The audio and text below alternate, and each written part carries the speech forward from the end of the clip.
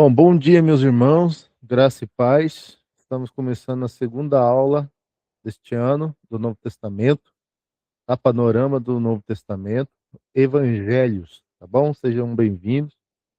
Hoje entrou aqui de supetão a Ariadne, tá bom? Bem-vinda, Ariadne. Colocou no grupo meio de supetão, depois a gente vai dar um formulário para você preencher, Ariadne, e outras coisas a gente vai conversando. Muitas pessoas não tiveram aula passada, hoje conseguiram estar hoje, outras também com dificuldade, mas estamos aqui, tá bom? Rapidamente falando, microfone fechado, tá bom? Fazer perguntinha, clica lá na mãozinha, lá, ó, mãozinha, pastor José perguntando, mãozinha, clica na mãozinha antes de falar, aí eu vou te dar a oportunidade, você abre o microfone, para ficar organizado. Sempre microfone fechado, para a gente não ouvir aí os barulhos que podem vir daí. Pessoal, a gente teve complicaçãozinha aí, né, de colocar as novas coisas, novas turmas e a aula lá na plataforma, mas tá tudo ok agora. Se tiver alguma coisa, vocês avisem no particular, principalmente do Fabrício. Lá, Fabrício, eu tô tendo complicação disso, tá? Até vir a nova plataforma, tá? Que já está sendo construída já, e pelo jeito vai ser rápido, e aí ela vai ser bem legal, bem moderna, bem intuitiva e automática, tá? Gente, parece que vai ser rapidinho esse negócio aí. A gente vai melhorar para a glória de Deus. É... E a aula está lá, tá bom? Na plataforma. Então, você que assistiu, tudo bem. Você que não assistiu, assista. Depois pergunta lá, Fabrício, como é que eu assisto? Me passa o link. Se você tiver dúvida, a gente ajuda, tá bom? Até você se acostumar. Pessoal, a necessidade do estudo, tá? Lá vai estar também a apostila também. Necessidade do estudo, tá? É a diferença do aluno e do estudante. Necessidade de estudo. Aluno é você agora aqui, ó. Você agora está sendo um aluno, tá? Você está ouvindo, está participando da aula, você está aprendendo aqui, vendo os slides e absorvendo. E o que você absorve, inclusive, né? A palavra aprender, né? Eu gosto muito de falar isso. Ó. A palavra não dá nem para escrever aqui. Hein? Eu vou arrumar um recurso de escrever legal ainda. A palavra aprender. Essa palavra é importante, tá? A palavra aprender, olha lá, a Ariadna abriu o nosso bate-papo lá. A palavra aprender deveria ser entendida assim, ó. Para vocês aprenderem os novos a usar o bate-papo lá, ó. A palavra deveria ser entendida assim, ó. Eu vou fazer separadinho assim, só para você entender. Apreender. Olha lá no bate-papo para vocês verem. Apreender. Era para ser entendida assim. Apreender. O que eu estou querendo dizer? Da palavra aprender. Era para ser melhor entendida lá em cima, lá, ó, no bate-papo, lá, ó. Apreender. O que você aprende? É aquilo que você apreendeu. É aquilo que você reteve, é aquilo que você segurou. Isso você aprendeu, porque você apreendeu. Tipo assim, de toda a aula passada, o que você apreendeu? O que você segurou? O que você reteve? O que você guardou? Então, agora, como aluno aqui na aula, você vai ter que ter os seus jeitos de captar isso, de apreender isso, de reter isso, de segurar isso, entende, pessoal? Como? É escrevendo, é anotando, é gravando, não sei, então, você precisa apreender, porque é aquilo que você aprendeu. Um dia você vai falar. Por que você vai falar? Porque você aprendeu, não é? Mas foi aquela quantidade de coisas que você apreendeu, você segurou, você reteve, você guardou. Foi isso que você aprendeu. Então, vocês precisam aumentar e ter a sua capacidade de apreender o que você está estudando, tá? E guardando. Então, tudo aquilo que o pastor José ensina é aquilo que ele apreendeu. Então, isso é importante. Segundo, a diferença de aluno e estudante. Agora você é aluno, você está aqui aprendendo, você está aqui estudando, você está aqui estudando, está aqui vendo, absorvendo. Só que você precisa ser estudante. Pastor José deixou de ser estudante porque ele não está numa sala de aula. como aluno? Não, eu não deixei de ser estudante. Por mais que eu não estou numa sala de aula sendo aluno, eu não deixei de ser estudante, porque o estudante é aquele que quando acaba a aula, ele está lá em casa lá abrindo os livros, está abrindo os cadernos, está vendo as notações, ele está revisitando, ruminando, ele está lá, reaprendendo, entendeu? Esse é o aluno, esse é o estudante, pessoal. Então, aquilo que você aprender na aula, você precisa estudar. Por exemplo, é ridículo, eu vou falar de novo, é ridículo alguém que estuda para pregar. Ah, pastor, entendeu? Estudar para pregar é ridículo. Não, eu sou uma pessoa que vive estudando, entendeu? Sacou? Eu vivo estudando. Então, porque tem pessoa que só estuda para pregar, isso é ridículo.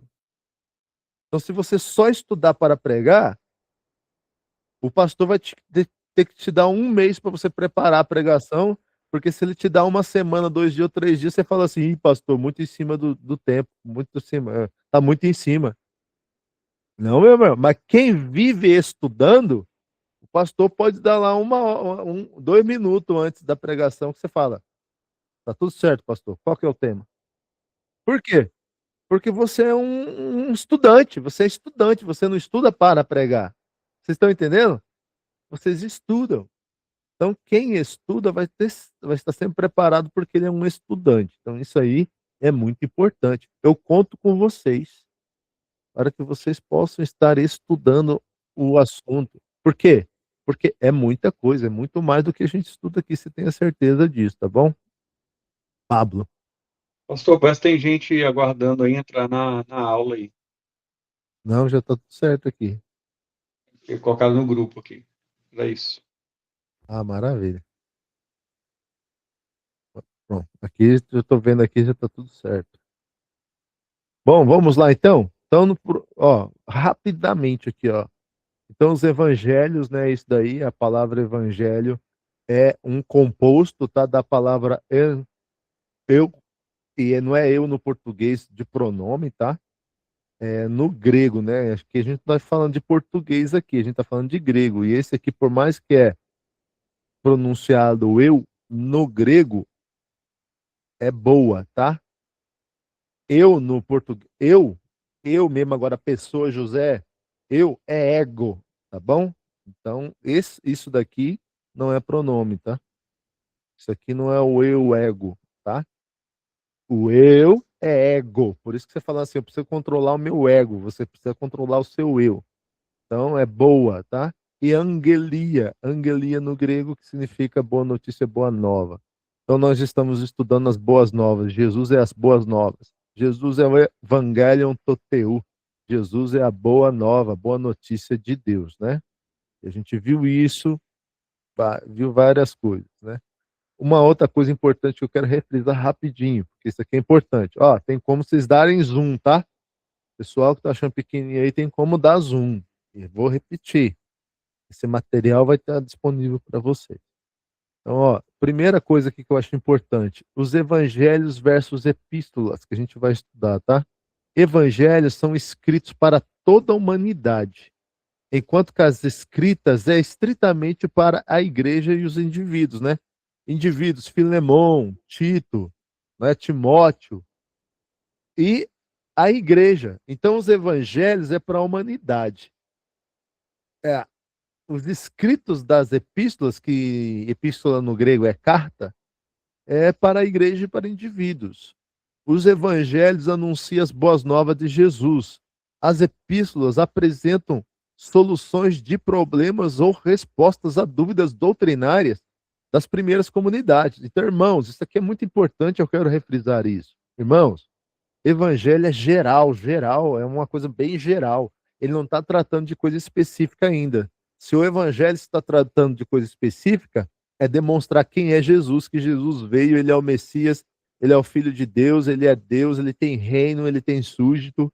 Então, se há uma coisa específica nos evangelhos, é isto. Ainda não há doutrina específica no evangelho, irmãos. Não há. Agora, onde estão as doutrinas específicas, assuntos específicos? Nas epístolas. Então, quando você for ensinar a igreja doutrina, não tenha dúvida que vai ser nas epístolas, porque é lá que os primeiros crentes estão sendo ensinados, as igrejas estão sendo ensinadas de assuntos específicos, né? Da salvação, da igreja, doutrina da igreja, da salvação, de Cristo mesmo, de Deus, do pecado. E aí vai, é nas epístolas. Aqui ainda eles não estão tratando de assuntos específicos, eles estão anunciando Jesus, o que ele fez e quem ele é. Nos evangelhos, o seu teor é totalmente histórico e não doutrinador. Irmãos, ainda não há doutrina nos evangelhos, entendam isso. A doutrina é totalmente nas epístolas. Ela é mais doutrinária do que histórica. Os evangelhos e Atos dos Apóstolos é totalmente histórico. Por quê? Porque está narrando, está falando, olha, o Messias veio, o prometido por Moisés veio, o prometido pelos profetas chegou, o cumpridor da lei dos profetas está entre nós. Ele fez tudo, ele cumpriu tudo, ele desenrolou, ele foi um homem perfeito. Então, entendo isso, pelo amor de Deus, que é intensamente importante. Porque, como na aula passada eu disse, os evangelhos, oh, irmãos, entenda isso, isso é coisa de doutorado, irmãozão. É coisa de doutorado. Os evangelhos, eles não estão ainda, eles não estão, o evangelho não está na graça, irmão. Por mais que a gente queira a tentação de achar que os evangelhos estão na graça, não estão. Os evangelhos estão narrando o Jesus judeu que cumpriu toda a lei e os profetas, e ele é o cumprimento da lei dos profetas. A graça a gente pode pontuar assim que aconteceu de Atos dos Apóstolos. Por quê? Porque o Senhor Jesus disse que a nova aliança é no seu sangue. Então a nova aliança só vai se inaugurar quando Jesus morrer na cruz e derramar sangue. Enquanto Jesus derramar sangue, não se inaugura a nova aliança. Até na Santa Ceia simbólica, ele disse, ó, este cálice é da minha nova aliança. E o cálice representa o quê? O cálice representa sangue. Ora, então a nova aliança se inaugura somente na morte, no derramamento de sangue dele. Antes, não tem. Então, como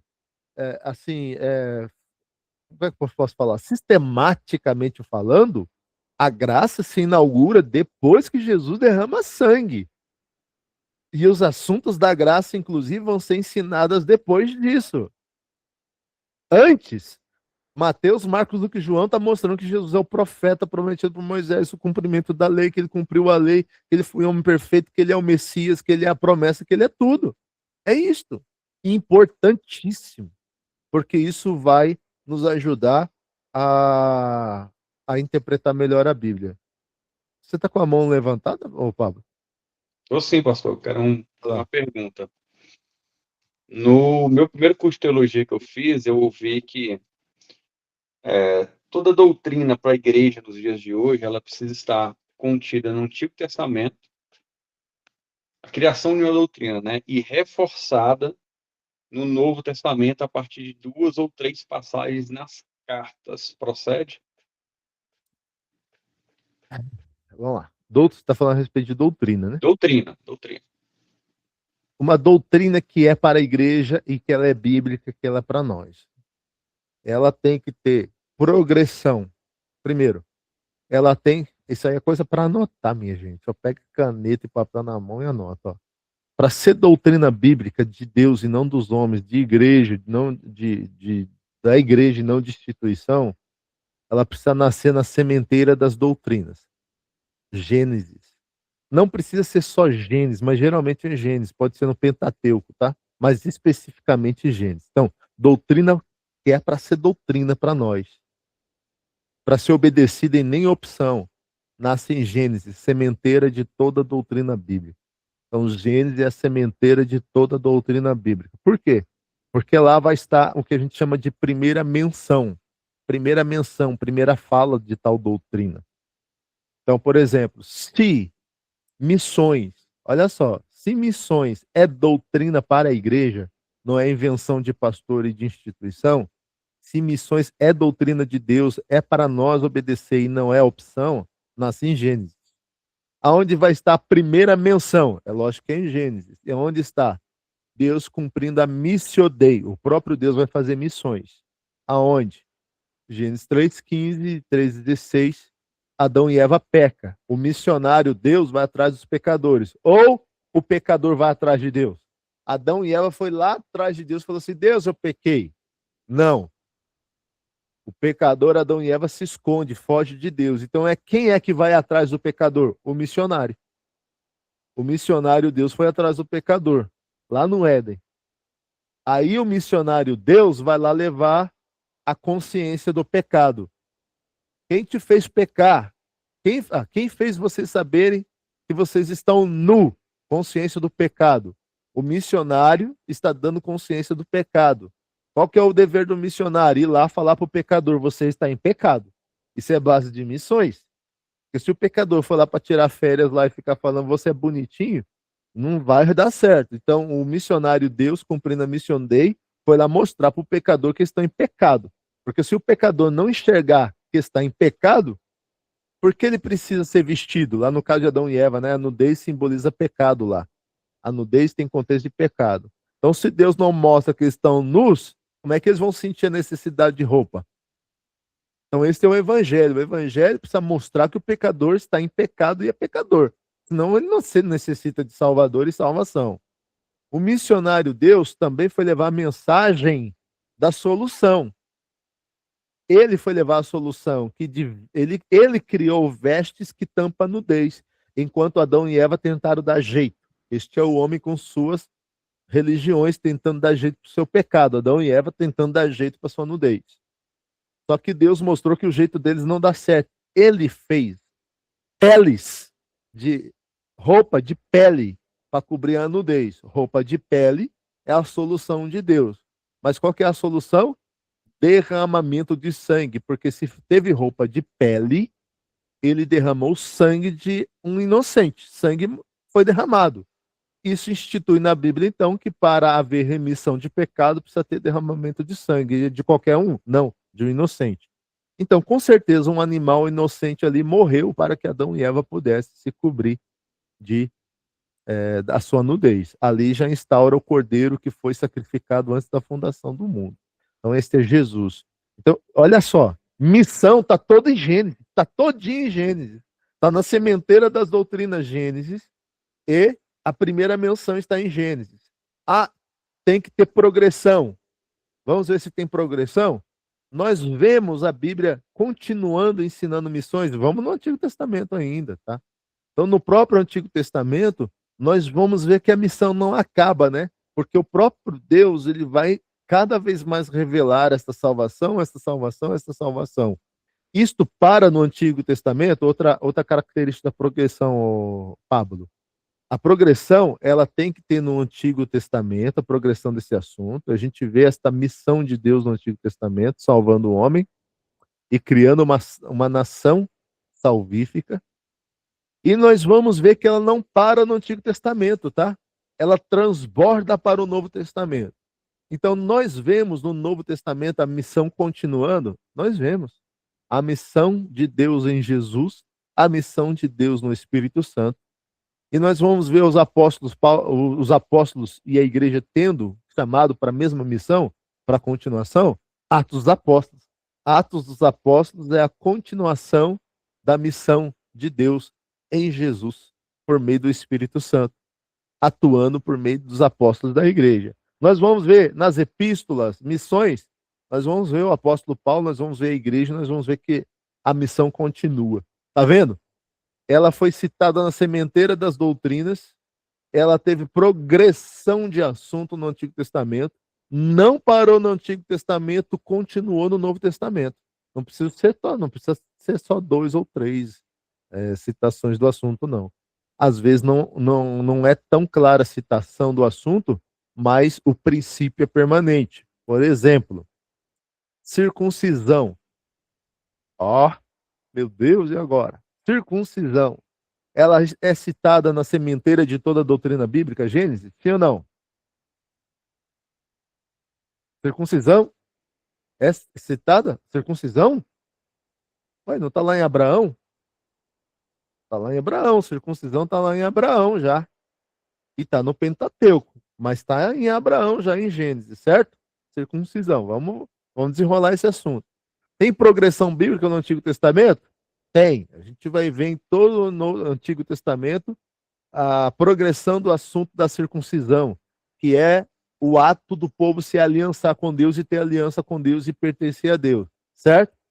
A circuncisão parou no Antigo Testamento? Não. Eita! Não parou. Ixi, agora, meu Deus do céu. Que rolo é Ela esse, só não é pastor? mais na carne. Exatamente, não é mais no objeto, no ato, não é mais no objeto. O ato no objeto parou no Antigo Testamento. Só que, só que, ah, meu Deus, eu usei a palavra um pouco atrás. Só que o princípio é permanente. Qual que é o princípio?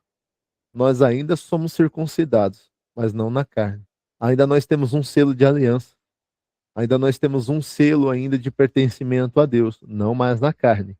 Mas a circuncisão continua pelo Espírito Santo em nós, no coração, no interior, né? Que a gente pode falar que selo do Espírito, batismo no Espírito, selo do Espírito. Eu prefiro o selo no Espírito, porque para mim o assunto batismo no Espírito tem algumas complexidades aí. Então eu prefiro falar selo no Espírito. Então, a circuncisão, como princípio, continua, não no ato, no objeto, como era na carne, mas ela prossegue, tá? Igrejas aliancistas, por exemplo, principalmente com as igrejas aliancistas com teologia da aliança, faz isso a continuação bastante incisiva ainda, né? Um dia a gente vai falar sobre isso, tá? Um dia a gente vai falar por que igrejas cristãs fazem batismo de bebê, tá? Eu vou explicar, eu vou ensinar, eu não vou defender isso, mas eu vou explicar, porque nós temos presbiterianos, não temos? Irmãos presbiterianos e pastores presbiterianos. Nós temos ainda batistas, ainda uma vertente batista, metodistas, wesleyanas. Quase todas as igrejas históricas elas fazem isso. Por quê? Onde está a base delas? A base é na doutrina da aliança, tá bom? Vou falar sobre isso, vou explicar o porquê eles fazem. Porque não dá para ser um teólogo, estudar teologia e não saber a base das coisas, porque há irmãos nossos que fazem isso e igrejas que fazem isso, né? Você não pode saber só lá da tua parte, você tem que saber das outras partes também, né? Um dia eu ouvi um pastor apresentando uma criança falando assim, ó, igrejas evangélicas não batizam criança. Tem, presbiteriana, metodistas, wesleyanas e tantas outras aí batizam, tá? Então, qual é que é a explicação? É melhor explicar. É melhor falar assim, nós aqui não fazemos esse ato, porque nós queremos assim, assim, assim. Mas, poxa, e por que eles fazem? Então, um dia eu vou trazer essa explicação para vocês também, claro, e a gente ser teólogos, tá bom? Ter conhecimento dos assuntos. Então, é isto, pastor. É isso, tá? Então, ela está lá citada em Gênesis. A primeira menção está em Gênesis. Se é doutrina bíblica, vai estar em Gênesis. Vai ter progressão no Antigo Testamento. Vai pular para o Novo Testamento. Vou repetir. Ainda que não solidamente o assunto como era, mas o princípio permanece, tá? O princípio Alguns assuntos são bem claros, tá? O sábado é para nós? Ai, tá rolo, hein? Olha aí mais um rolo agora. E o sábado é para a gente obedecer? Para quem não sabe, todos nós somos sabatistas por princípio. Todos nós somos sabatistas por princípio. Sábado está lá citado por Deus em Gênesis, vai ser defendido e vai ter progressão em todo o Antigo Testamento. A pergunta é: pulou para o Novo Testamento? Não pegue o Evangelho como base, porque os Evangelhos é claro que vai estar citando, porque os Evangelhos estão mostrando Jesus cumprindo toda a lei e os profetas. Jesus é judeu. Então não pode pegar os Evangelhos como base. A gente vai ter que ver nas epístolas. E nas epístolas, o sábado prossegue? Bom, agora a gente vai ver que o assunto prossegue, mas não no modo que era, no objeto que era. O assunto prossegue de maneira. De novo a palavra me fugiu. Falei agora há pouco. É, O princípio é permanente. Todos nós somos sabatistas por princípio. Quem aqui fala que o domingo é substituição do sábado? Quem fala que o domingo é substituição do sábado? Bom, toda a igreja evangélica é para dizer que você não sabia. Porque nós dizemos que o domingo é o dia do Senhor, é o Domini. Então, na reforma protestante, os protestantes, nós que viemos desse tronco, nós dessa teologia, entendemos que o sábado o domingo é substituição do sábado, tá? Então, nós guardamos um dia, esse é princípio sabatista, tá? Porque se o sábado é guardar um dia, então entendemos que quando a gente guarda o domingo, nós temos o princípio sabatista. Por quê? Porque nós continuamos trabalhando 6 e guardando um. É verdade que é uma discussão até da galera do domingo? Tem uma discussão até da galera do domingo, tá? Vou explicar. Até a galera que fala que o domingo é substituição tem uma discussão. Qual a discussão? Uns dizem, nós não temos que guardar o domingo da mesma forma que era o sábado, com várias observâncias. A outra galera diz, já que o domingo é substituição do sábado, nós deveríamos ter várias observâncias como era. Então ainda tem uma galera que diverge nisso, tá bom? Uma galera, não, a gente substitui o sábado para o domingo mesmo, mas não quer dizer que a gente tem que ter observâncias. A outra galera, não, a gente substituiu o sábado pelo domingo, mas nós temos que ter várias observâncias ainda. Olha só. Então você vê, né? Então, por princípio, nós somos sabatistas, porque nós guardamos o domingo, trabalhamos 6 e guardamos um. Eu, pastor José, acho que nós erramos quando não guardamos um. E como a lei tem que ser, pastor José? Jamais. Não como a lei. Mas por princípio, nós temos que guardar um. E para mim, por princípio, o que significa o sábado? O sábado significa tempo exclusivo. Deus quer tempo exclusivo, tanto na lei como agora. Deus quer um dia de tempo exclusivo. E se a gente não dá tempo exclusivo para Deus, a gente rouba a Deus, porque toda falta de observar as leis de Deus é roubo. E é roubo a Ele nesse caso. Nós estamos roubando o tempo exclusivo a Deus. Eu, pastor José, defendo que nós precisamos continuar guardando um dia para Deus, entregando um dia para Deus. Ele quer tempo exclusivo, tanto na lei como agora. Para mim, José, não está certo trabalhar 7 dias. Para mim, José, eu preciso continuar, por princípio, trabalhar 6, entregar 1. Eu, José, não tenho problema nenhum se alguém aqui me falar assim, pastor José, eu continuo no sábado, desde que você não pense que você está fazendo igual a lei. E está errado se você tiver o pensamento de estar fazendo igual a lei. Se você falar assim, não, eu vou guardar o sábado por princípio, tudo certo, porque você nem vai conseguir cumprir ele pela lei, inclusive, né? Não tem como, não. Não, ninguém consegue cumprir nada pela lei e está errado, certo? Mas se você for posicionar assim, não, eu vou continuar guardando o sábado por princípio. Para mim, isso não é um problema. Para mim, você está cumprindo o mandamento por princípio, que é trabalhe 6 e me dá 1.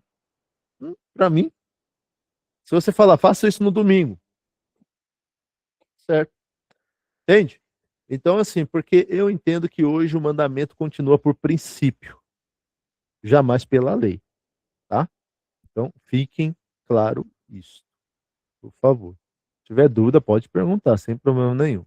Então, tudo isso para responder lá o pastor Pablo lá sobre E detalhe que o senhor está sempre frisando, né, pastor? Eu, José, você não está fazendo nenhuma doutrina bíblica para aplicar à igreja, né? Não, não. A doutrina bíblica que eu acredito é que precisa trabalhar 6 e guardar 1. Seja, e querendo ou não, a nossa igreja evangélica de origem protestante acredita que trocamos o sábado pelo domingo, tá? Então, só bem claro isso. Mas jamais ninguém vai conseguir pela lei repetindo. Alguém fez uma... permitir. Então vamos continuar, tá? Para frente. Agora eu vou no slide 13 aqui, porque senão...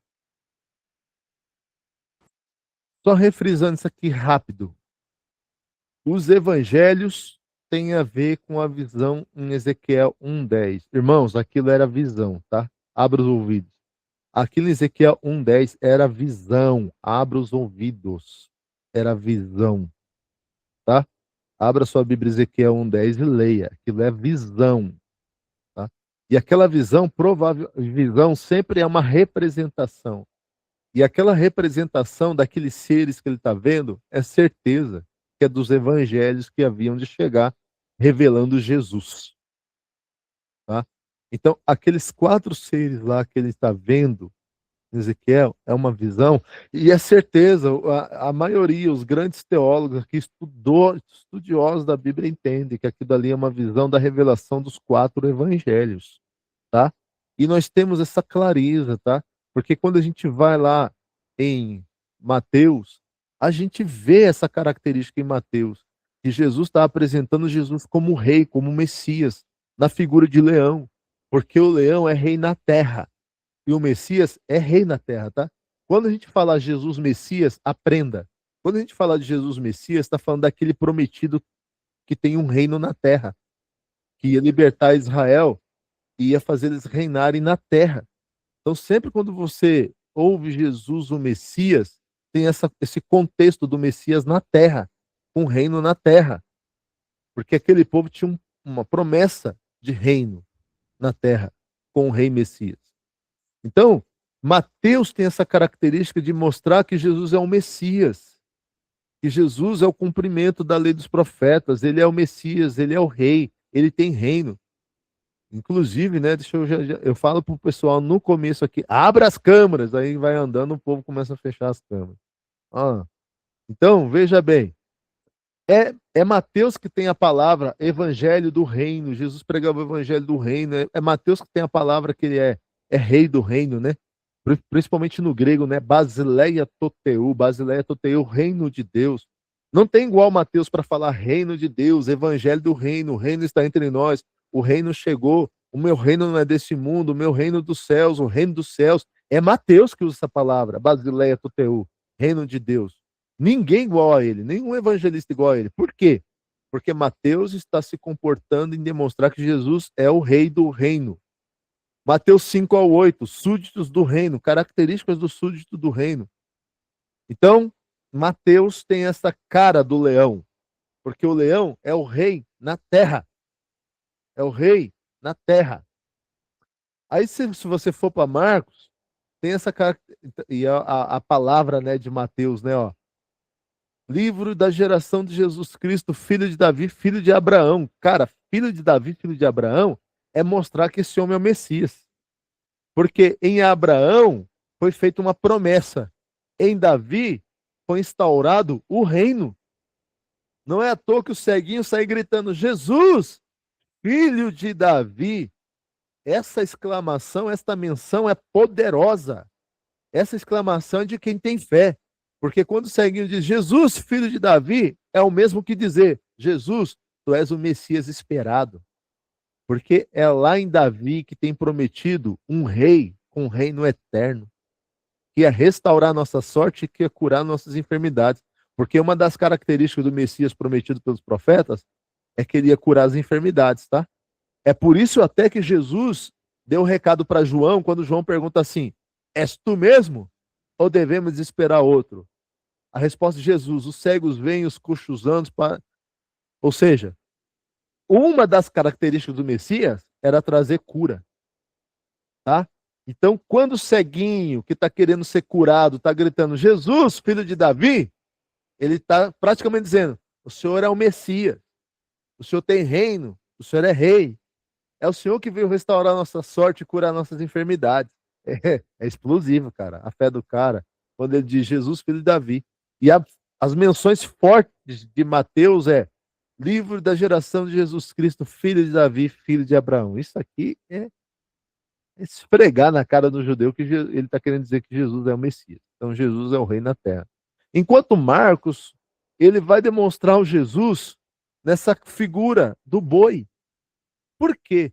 Porque Marcos demonstra Jesus o servo de Deus, aquele que serve, pronto para servir, né? Pronto para servir, né? Jesus fazia milagres, pronto para carregar a carga, pronto para receber a carga, o fardo pesado e carregar o fardo pesado.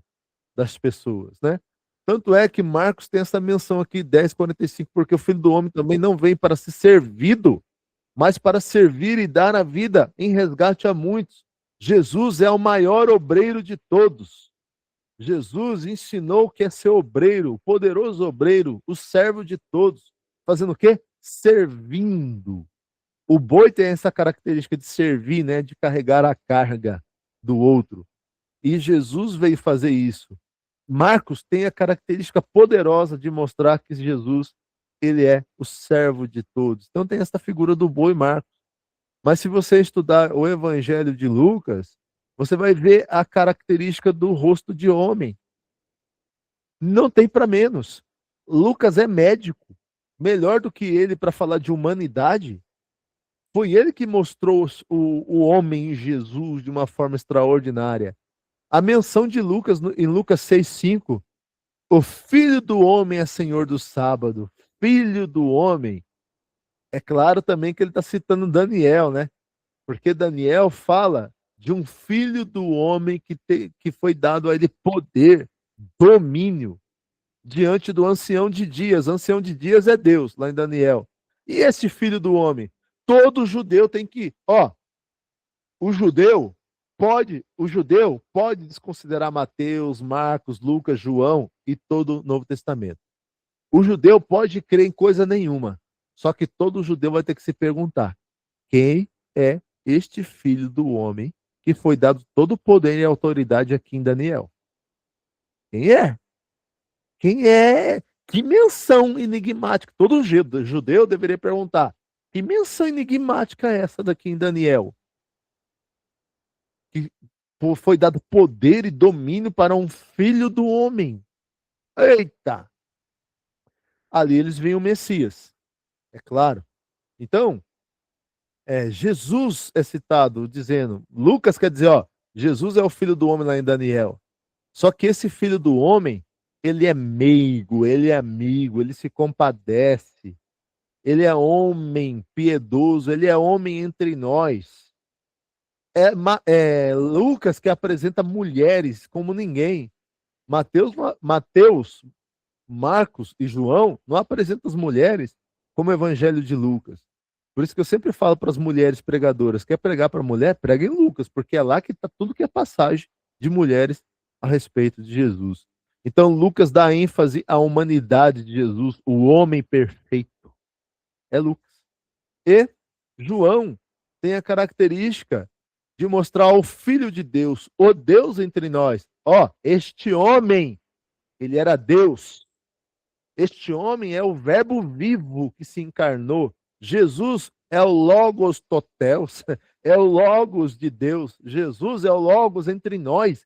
É a palavra de Deus. É aquela palavra que lá em Gênesis saía da boca de Deus. E quando saía, tudo acontecia. Jesus é aquela palavra que quando Deus dizia haja, que quando Deus dizia bará no hebraico, haja, tudo vinha a existir. Jesus é o Logos de Deus. Jesus é a palavra bará. Quando Deus dizia, a vida vinha à existência. E sem este verbo, a vida não poderia existir. E João disse isso em outras palavras. Ele é o verbo de Deus. Sem ele, nada do que existe existiria. Não tem como. Por quê? Porque Jesus é o verbo de Deus que se fez carne, habitou entre nós. O Filho de Deus, o Verbo de Deus, o Deus vivo, o Emanuel, o Deus conosco, o Deus entre nós, habitou entre nós, nós vimos, nós ouvimos, nós apalpamos o Verbo da vida. Oh, glória! É muito glorioso. Eita! Eu não consigo falar essas coisas, né? Fica normal, mas, meu Deus. Enquanto Mateus está mostrando o Deus na terra, o rei na terra, João está mostrando o rei dos céus, na figura da águia. Porque a águia é um animal que reina nos céus. O leão é um animal que reina na terra. Nos evangelhos mostra aquele que reina nos céus e reina na terra. Então em Mateus é o rei na terra. Em João é o rei dos céus, que veio. Meu Deus. É o Rei dos Céus que veio e habitou entre nós, esteve entre nós. E nós vimos, ouvimos, apalpamos, nós tocamos nele. Aquela palavra, aquele verbo se fez carne, a gente pegou. Meu Deus do céu. É por isso que é em João que apresenta Tomé tocando. É só João, não tem mais outro evangelho. É João que apresenta Tomé colocando a mão nas feridas. Meu Deus. É muito forte isso. Você tá doido. Vamos lá. Então, esse daqui é um reprise, tá? Principalmente para os que não tiveram. Próximo. Então, comparativo. Mateus 60 depois de Cristo. Olha aqui, irmãos. Olha aqui. Quando você olha isso daqui, ó, não tem como falar que os evangelhos ainda estão falando de doutrina, porque os evangelhos estão mostrando para um povo que já está 60 depois de Cristo. 55, vai. É porque Marcos, com certeza, foi o primeiro escrito, tá? Mas a gente pode considerar, assim, que... Vamos colocar 60. Já tem uma galera que está 60 depois de Cristo. Já tem uma galera que está longe daquilo que aconteceu. Tem uma galera que já pode estar assim, ó. Será que teve tudo isso mesmo? Será? Será que teve tudo isso mesmo? Será que cego viu, coxo andou, paralítico andou? Será? Irmãos, é 60 já depois. Tanto é que é nesse período que vai começar a entrar tudo que é heresia. Não é à toa que os evangelistas vão escrever, tá? Porque é nesse período aqui, ó, 60, que já está entrando tudo que é heresia. Já está entrando pessoas dizendo, acho que Jesus não veio, não. Outros dizendo, acho que Jesus veio só em espírito, não veio em carne. Porque como é que pode Deus vir em carne e habitar de uma natureza pecadora? Como pode? É nesse tempo aqui que já tem uma galera já trazendo heresia a rodo. É por isso que eles estão escrevendo. Eles sentiram a necessidade de escrever.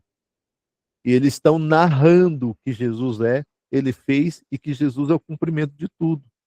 Tá? Nas epístolas que eles vão trazer doutrina. Então, olha lá, ó, 60 depois de Cristo é Mateus. Marcos é um livro emblemático, irmãos do céu. Isso aqui dá estudo, mais estudo, estudo. Isso aqui dá doutorado, isso aqui dá... Porque Marcos é uma pessoa que a gente nem sabe quem ele é direito. O chute maior é que é aquele rapaz que no próprio livro de Marcos está escrito que quando Jesus foi traído lá no Getsemane, saiu correndo, quase pelado lá, ou pelado. Então pode ser que Marcos está falando dele mesmo, mas quem é esse rapaz? Porque os evangelhos não citam ele em tudo.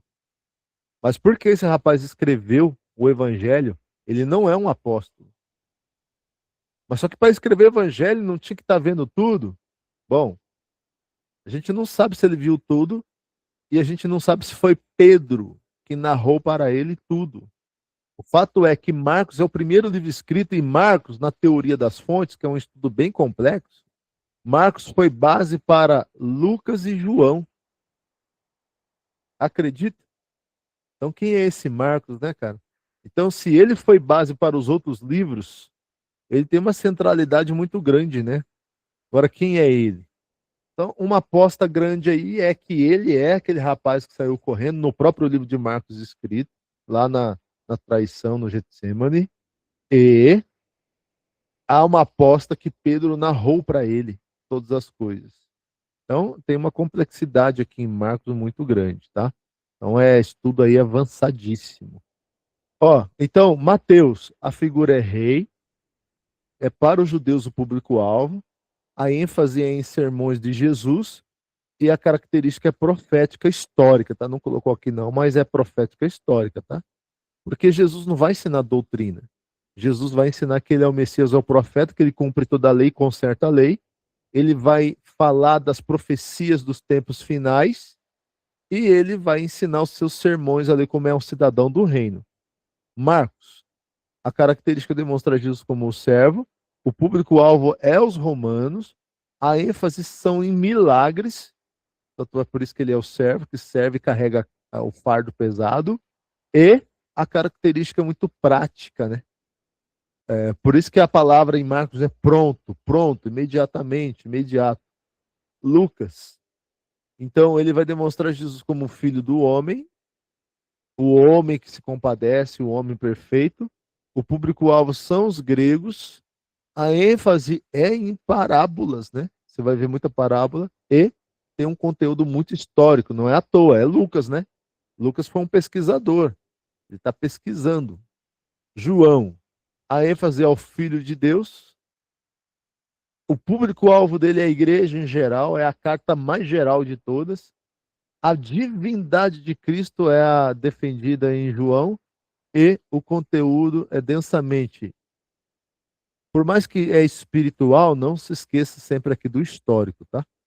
Porque eles estão mostrando Jesus no tempo, no espaço e na matéria. Isso é importante naqueles dias. Para frente. Nos evangelhos encontramos vários estilos de documentos doutrinários, históricos e biográficos. Aqui, doutrinário aqui é um erro, tá? Eu mesmo vou ter que corrigir esse negócio. E corrijo agora.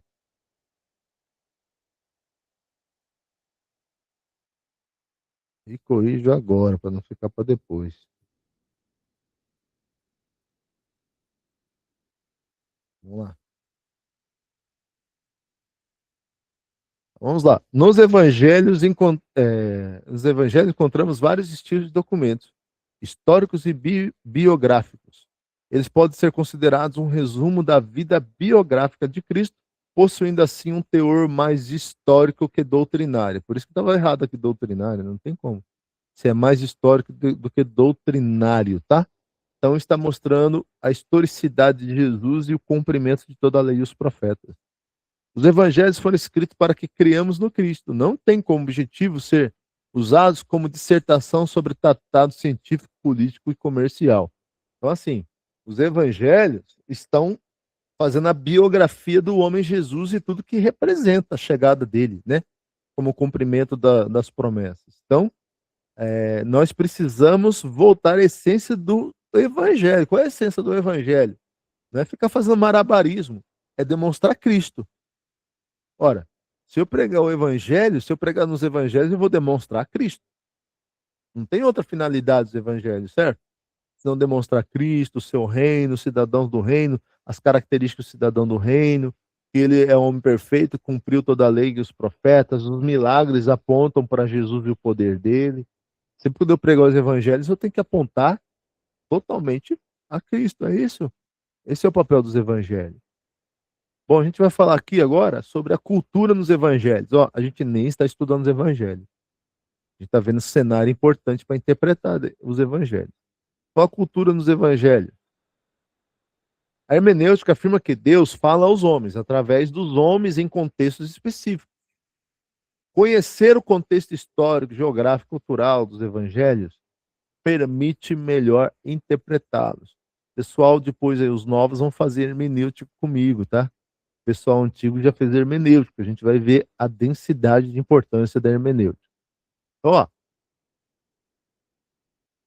judeus estavam sob o jugo romano. Importante. Nunca pense que eles estão ali. É porque, por mais óbvio que pareça, o povo não enxerga isso de fato e verdade quando prega e estuda. Israel, irmãos, está sob cerco, eles estão em cativo, eles estão presos, eles são escravos. Eles são cativos romanos, pessoal. Apesar dos romanos deixarem eles ter religião, deixar eles fazer todas as coisas, não se esqueçam, eles estão cativos, eles estão escravo, tá? É um escravo com mais liberdade? Mas é escravo, pagando imposto, presos. Não pode fazer muita coisa não, tem que fazer o que o império permite. Não se esqueça disso. Então eles estavam sob o jugo romano e julgar suas questões religiosas através do sinédrio, e julgavam, né, as suas questões através do sinédrio. Irmãos, presta atenção. Sinédrio é uma coisa importante aqui agora. O sinédrio era meio que o Supremo Tribunal Federal nosso hoje aqui. E é quase todo igual mesmo, inclusive. Porque também tinha juízes iníquos lá também, tá? Que pervertiam o direito e não seguiam as leis. Então eu posso usar o Sinédrio, eu posso usar o Supremo Tribunal Federal nossos dias lá em Brasília perfeitamente para o que era o Sinédrio no tempo de Jesus.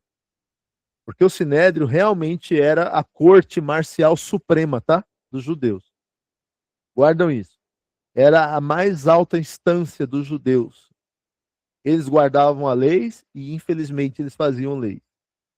E interpretavam as leis de Moisés e dizia como obedecer a lei de Moisés. Irmão, você que gosta muito dos judeus, vocês que gostam muito da parada messiânica, toma cuidado numa coisa. Toma cuidado. Aí, Klaus, você, ó. Toma cuidado numa coisa. O Talmud e o outro lá que eu esqueci agora. Que ensina como obedecer às leis. Irmãos, toma cuidado. A tradição não quer dizer a coisa certa. Porque o recurso deles é falar assim, ó. Como você saberia obedecer o sábado? Ora, está lá na lei de Moisés. Mas fala assim, não, nós que sabemos como obedecer o sábado. Daí eles escreveram todo um sistema de como obedecer o sábado. Cuidado, porque eles estão colocando interpretação e costume deles ali. E Jesus consertou isso justamente nos evangelhos. Nos evangelhos, Jesus está consertando a lei de Moisés, quando já não era a lei de Moisés, era a lei dos escribas, fariseus e doutores do tempo. Irmão, tome cuidado. Por quê?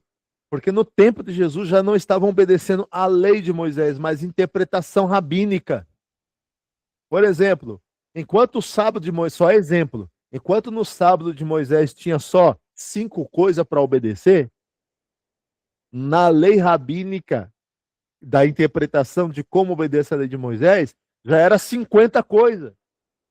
Aí Jesus está mostrando, opa, isso aqui não é lei de Moisés, não. Lei de Moisés não é assim, não. Opa, tá errado isso, tá errado aquilo. Jesus, em todos os evangelhos, está mostrando que a lei de Moisés não estava sendo cumprida, mas sim a lei dos homens.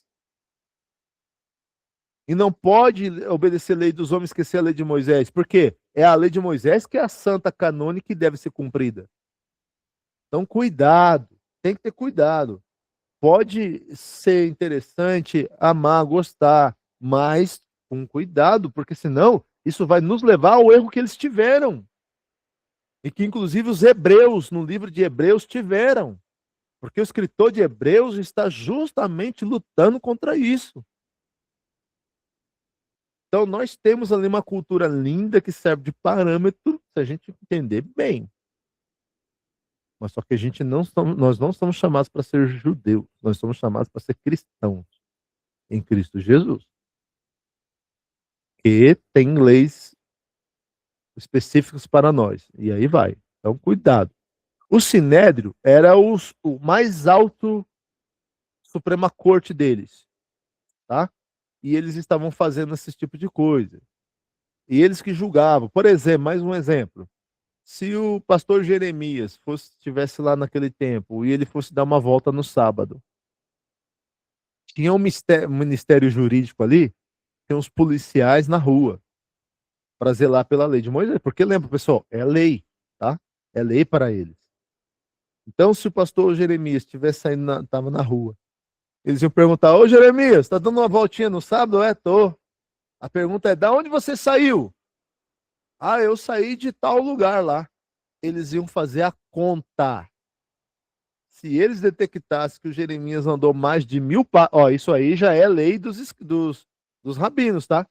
Já é Talmud e o outro lá que eu esqueci. Não é lei de Moisés. Porque eles falavam que só podia andar 1000 passos no sábado. Isso não é lei de Moisés. Eles iam fazer a conta. Se o Jeremias andou mais de 1000 passos, ele ia ser preso, ia ter que pagar fiança. Porque lembra, é lei. Midrash. Muito bem, Lucas. Obrigado. Midrash. É o Midrash. Então, isso não se esqueçam. Isto é lei para um cidadão cumprir. Ele ia ser preso, ele ia ter que pagar lá uma dívida lá, ele ia ter que. Entenderam, gente? Então, porque não se esqueçam, é lei, ué. Então, isso não era a lei de Moisés. romanos tributavam os judeus através dos publicanos. Então é aquela questão de Mateus, né, que ele era odiado, porque os romanos colocavam os judeus para serem publicanos ali e o povo odiava, né, tipo Mateus. 4 línguas eram faladas: o latim, o grego, o hebraico, o aramaico. Essas línguas são importantes, tá? Cada uma dessas línguas, tinha uma razão de ser e eram ouvidas pelo povo em determinadas circunstâncias. Então, aquele povo lá, pode ser que eles não conheciam completamente todas as 4, mas eles sabiam um pouco de todas as 4, tá? Tanto do hebraico, o aramaico. O aramaico é a língua popular de todo mundo, certeza, até dos hebreus, tá? Era pouca gente que falava em hebraico lá. Então é certeza que eles se comunicavam, Jesus comunicava em aramaico, que é a língua popular de quando eles saíram lá do cativeiro babilônico. Essa língua é babilônica, não é para menos, eles ficaram 70 anos em Babilônia. Quando eles voltaram, eles já não falavam mais o hebraico antigo, do Antigo Testamento. Não é qualquer um que lia e falava, tá? O latim é porque era a língua de Roma, tá? A língua de Roma não era italiano, era latim.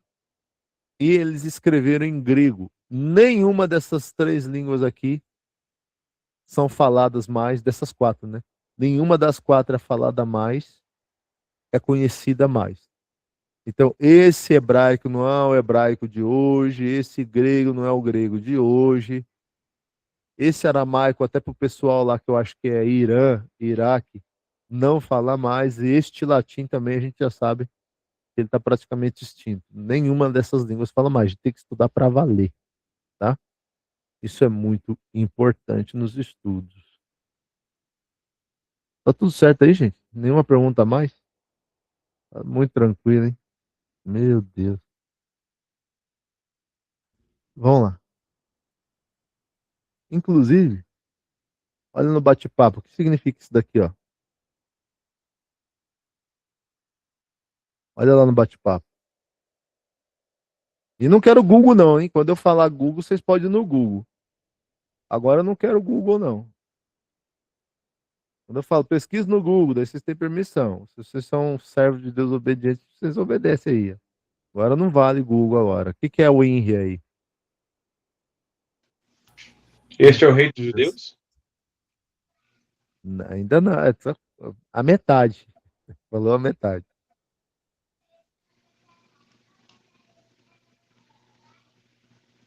Onde está escrito isso, né? Plaquinha acima da cruz. Falou a metade. Então, o I aí É é este? de... Não. Hã? Este é o rei dos judeus? Já não. Quase. Essa menção ali, o I ali, ó. Vou colocar de novo, separado agora, que é melhor. O I ali é de Jesus. O N ali é de Nazarenos. O R ali é de... E o I ali é de Judaios. Esta menção aqui é em latim. Então é Jesus Nazarenos Rex Judaios. Jesus Nazareno, rei dos judeus. Então, por isso que falou a metade lá. Então, é Jesus Nazarenos Rex Judaios. Então, Jesus Nazareno, rei dos judeus. Então, você vê, esta língua de Roma, que era o latim daquele tempo lá, e muita gente, o povo sabia rabiscar, com certeza, porque eles estavam entre essas 4 línguas aí. Tá? Então, olha, o latim era a língua do império dominante na época, falada pelos soldados romanos e pelos romanos. Por isso, era uma língua importante e que tinha sua razão de ser e existir na Palestina. O grego era a língua culta, a língua universal, tipo o inglês hoje. Seria o equivalente ao inglês, uma língua que serve de padrão para as comunicações internacionais. Não era a língua que a Peble falava, né? Então não era qualquer um que falava ali e discursava ali no grego, tá bom?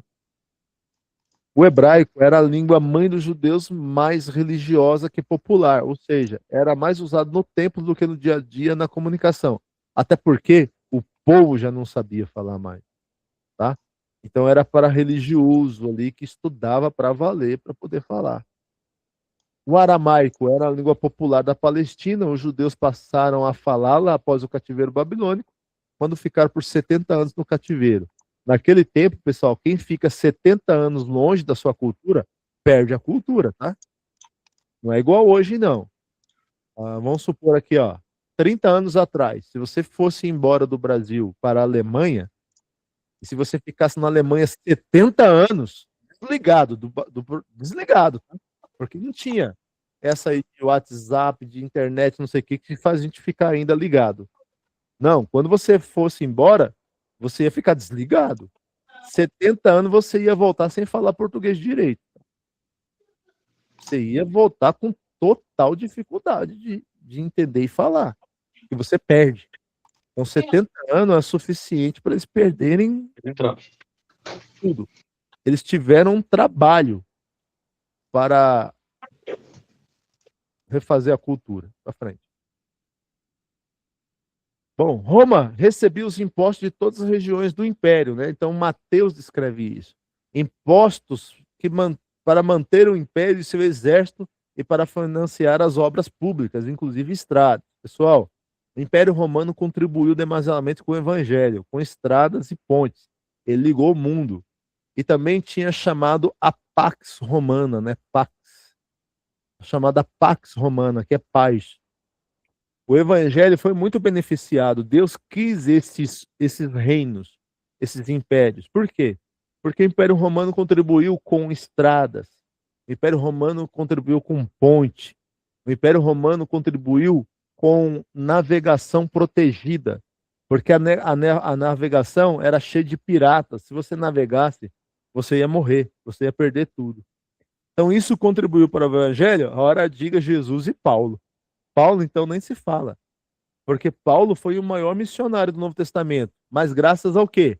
Graças à estratégia de Deus de permitir o Império Romano fazendo estradas, pontes, ligando o Oriente com o Ocidente e protegendo a navegação.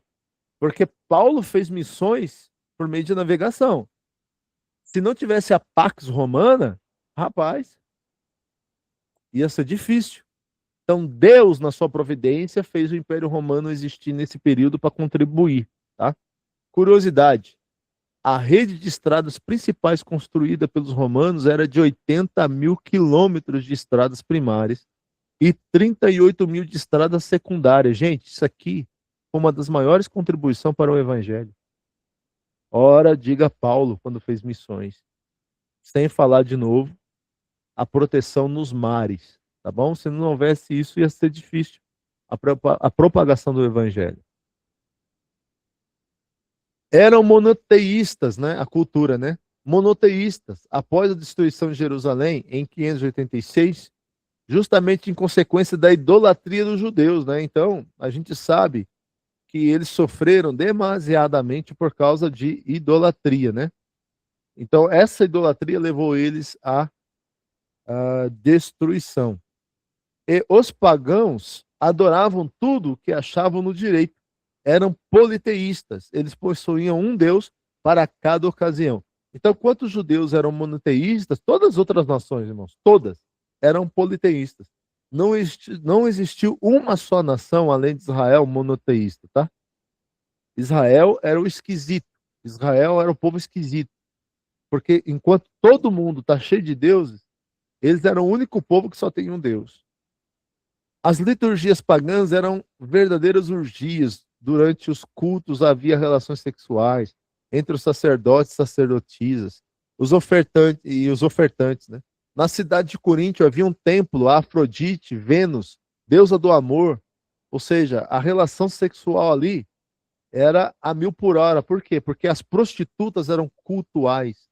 Eram prostitutas que adoravam suas deusas por meio da prostituição. Para satisfazer os adoradores.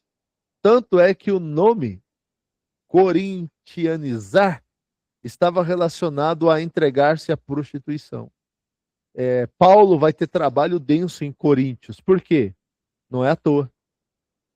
Não é à toa que Paulo vai ter trabalho denso em Coríntios. Não é à toa que Paulo vai ter que lidar ali com promiscuidade na igreja de Coríntios. Por quê? Porque é em Coríntios que tem 3 templos lá para 3 deusas que as mulheres só mulher a sacerdotisa lá, e elas adoram por meio da sexualidade. Então a prostituição ali não era profissional como nossos dias. A prostituição ali era cultual, era em nome de adorar os seus deuses. Então imagina o trabalho que Paulo vai ter, já que os irmãos estão se convertendo desse contexto. Será que Paulo vai ter que ensinar santidade lá? Será que Paulo vai ter que ensinar as mulheres a se comportar lá? Será que Paulo vai ter que ensinar uma vida casta para as mulheres lá ou não? Não é à toa. É por isso que nesse estudo aqui a gente vai estudar também cartas locais e cartas gerais, tá? Carta geral é uma coisa, carta local é outra. O que Paulo ensinou para Coríntios é para Coríntios. Por mais que serve como ensino, tá? A gente vai entender isso. Mas tinha coisas específicas em Coríntios que Paulo tinha que ensinar para Coríntios, que não foi o mesmo para Éfeso. Apesar que a aplicação serve, mas o problema de Coríntios era de Coríntios. Então, se tem um contexto desse aqui, será que Paulo vai ter que ensinar as mulheres modéstia? Será que, num contexto desse, Paulo vai ter que ensinar santidade? Num contexto desse, será que Paulo não vai ter que ensinar as mulheres a se comportar até diferente das mulheres da cidade? É claro. Agora, errado é a gente achar que isso serviria para os nossos tempos e para a nossa cultura. Aí aqui no Brasil, a gente trouxe a carga do quê? Da doutrina dos homens, dos costumes dos homens.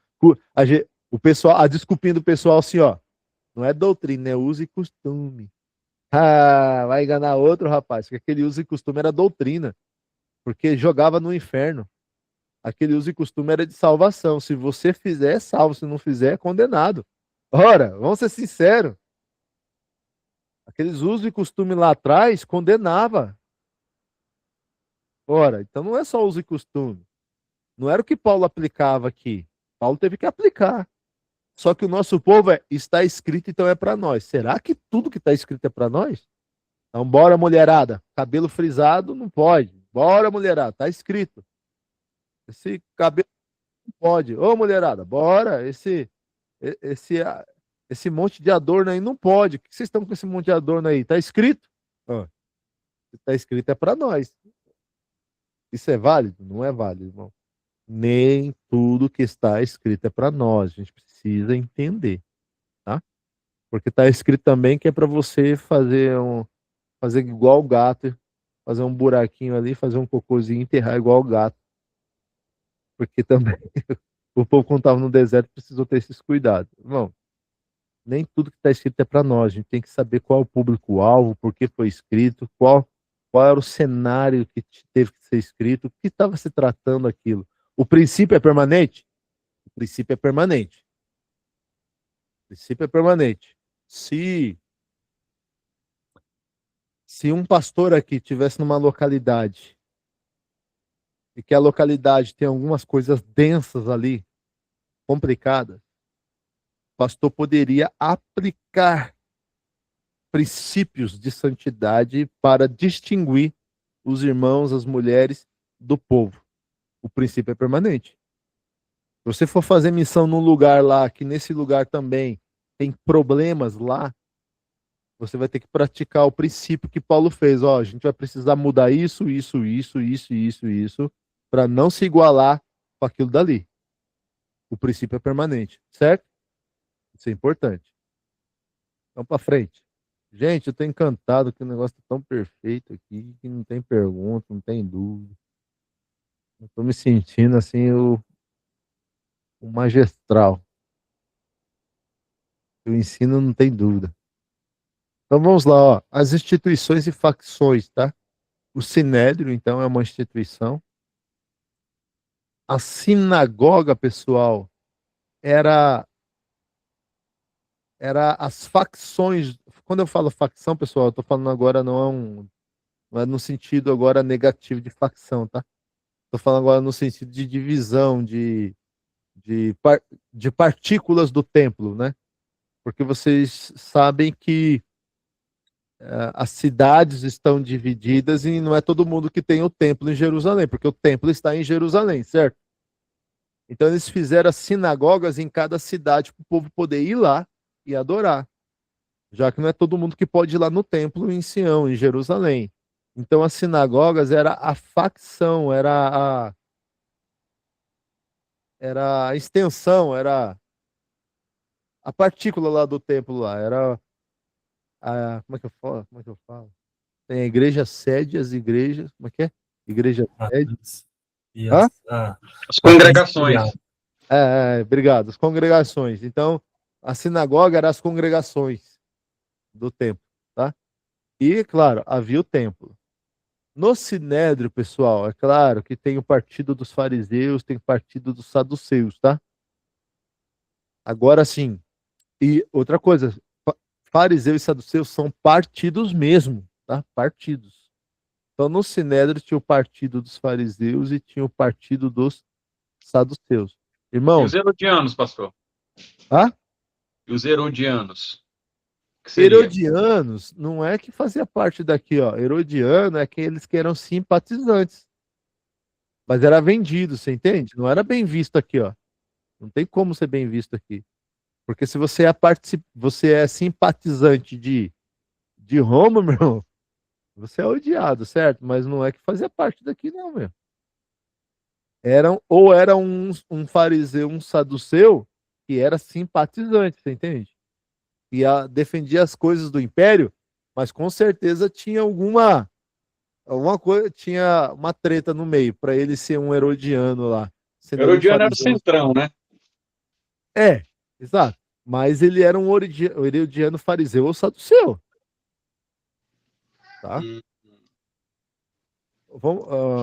Vamos lá, ó. Eu ia falar o seguinte, ó. Ah, tem o Caio e tem o Lucas. Fala, Lucas.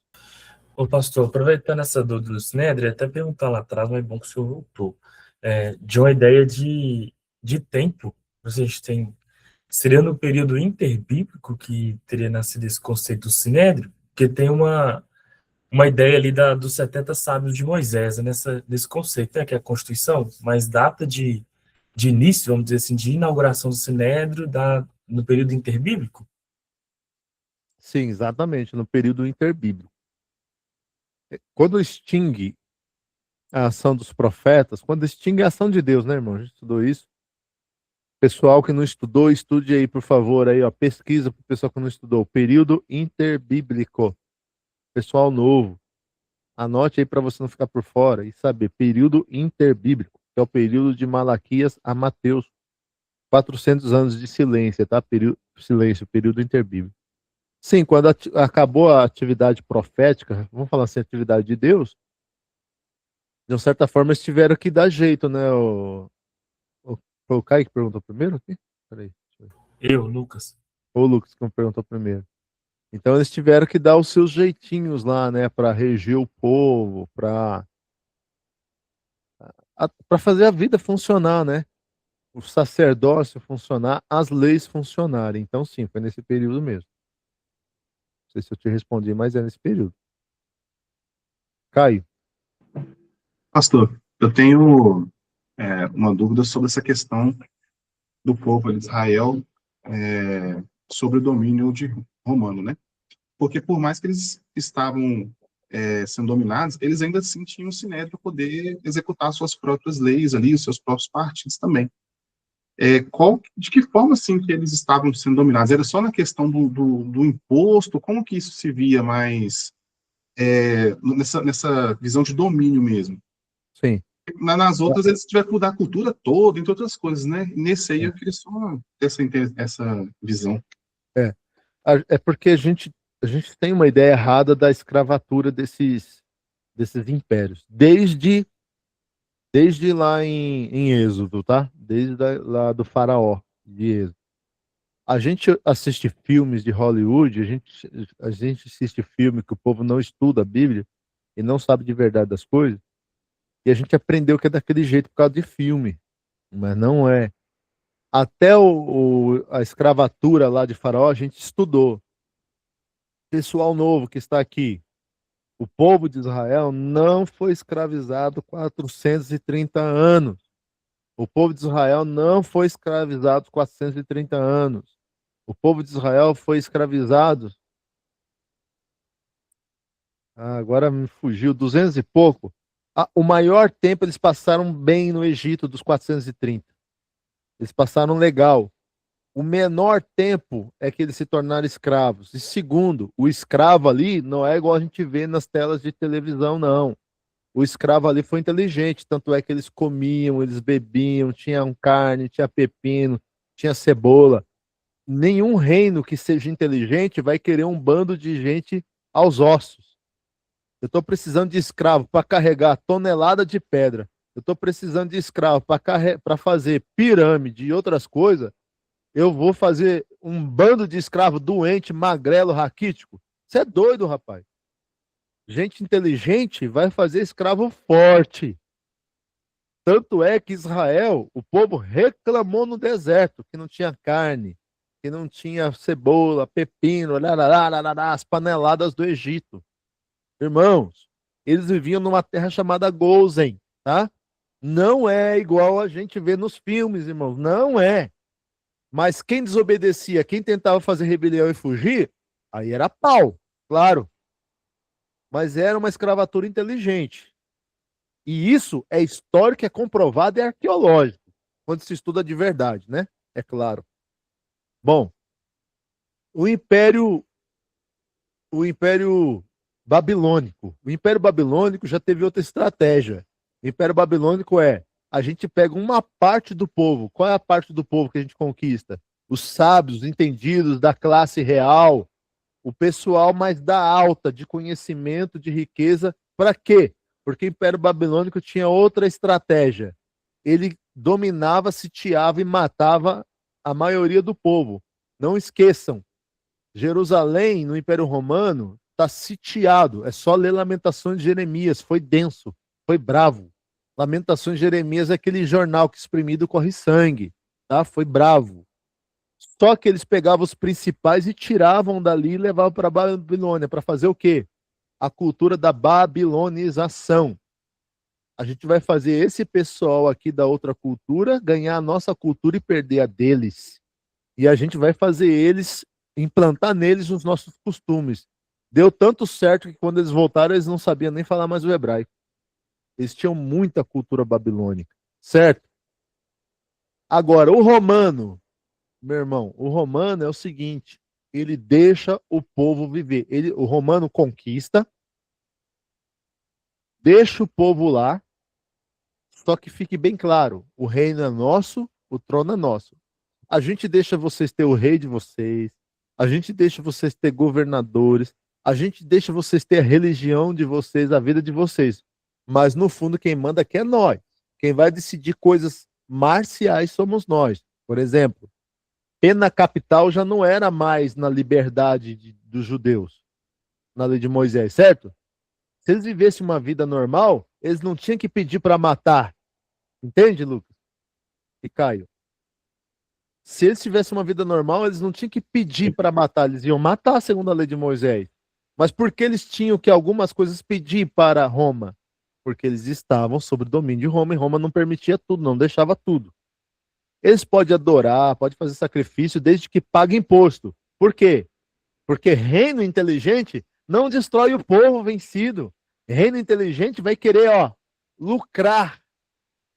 Entende? Esse é o nosso reino, hein? Fica claro. Só que vocês têm que pagar para a gente imposto, tem que dar isso, aquilo, aquilo outro, aquilo outro, aquilo outro, aquilo outro. Não é à toa que tinha várias revoltas. Macabeus 1 e Macabeus 2 é livro das revoltas do povo. Então, de certa forma, os romanos eram inteligentes nisso. Eles dominavam, sitiavam, mas deixavam com uma certa permissão eles viver a vida deles. Ok? Não era tudo que eles podiam, não. Por isso que eles faziam constantes revoltas. E outra, tirava do povo. O povo tinha que dar muita coisa para eles. Tributos e impostos eram pesados, cara. Imagina você. Você é um judeu que já tem tributos de judeu. Certo, Lucas? Você é um judeu que já tem tributos. Você tem dízimo, você tem oferta. Você tem sei lá o que para dar, porque você é um judeu, certo? Só que ainda você tem que fazer um bando de coisa para os romanos ainda. E aí depois vem a tua família nessa questão toda. Então, se você não pagasse os romanos, você ia ter punição. E se você não cumprisse para a lei mosaica, você ia ter punição. Olha que pesado, cara. Era muito pesado, tá? Então era difícil mesmo. O povo estava massacrado. Massacrado. A gente não se engane, tá? A gente precisa estudar só um pouquinho melhor que a gente vai ver isso. Bom, o Lucas e o Caio aí respondido então, para frente. Tem um pastor aqui, irmãos, que ele se chama Júlio. Fala pra caramba, ele tá quietinho. Olha que disciplina. É um pastor que se chama Júlio. Ele tá aqui, mas ó, tá quietinho. Ele deve estar dormindo. Olha lá, ele tá aqui mesmo. Vamos pra frente. Então, na cultura dos evangelhos, instituições no Sinédrio, era o concílio supremo que regia questões religiosas dos judeus, procurava assemelhar-se ao grupo de anciões que fora formado por Moisés, para que o ajudasse no julgamento do povo, e era formado por 70 ou 71 homens, dependendo de como era feita a contagem. Não podia decretar a pena capital, isso cabia ao Império Romano, por isso que levavam o Senhor Jesus diante de Pilatos, o representante do Império Romano. A maior pena que aplicavam era a quarentena de açoites menos um, né? É claro que não é só isso, tem muito mais coisas que vale a pena estudar. Surgiram durante o cativeiro babilônico para suprir a falta do templo, então está desde dali, mas a gente pode colocar mesmo, irmão, que é ali no período dos 400 anos. Era uma instituição com a finalidade de instruir os judeus em sua religião. Ela poderia ser constituída em qualquer lugar. Prova disso é que na maioria das cidades que Paulo visitou em suas viagens missionárias, ele encontrou uma sinagoga para que ali pregasse. Aqui em termos de sinagoga. Me desculpa, tá? Agora estou falando de sinagoga. Eu falei como se fosse sinédrio, né? Então surgiu durante o cativeiro babilônico para suprir a falta do templo destruído. Era uma instituição com finalidade de destruir os judeus em suas religiões. Ela poderia ser construída em qualquer lugar, qualquer cidade, tá? Prova disso é que na maioria das viagens Paulo visitou nas sinagogas e ali pregava. O maior motivo é o povo não tem como ir lá no templo de Jerusalém, ele tinha sinagoga para poder ir lá e cumprir a sua vida religiosa. Irmãos, uma das características de Paulo, o que Paulo era? Quem lembra aí, por favor? E uma das características de Paulo, o que Paulo era?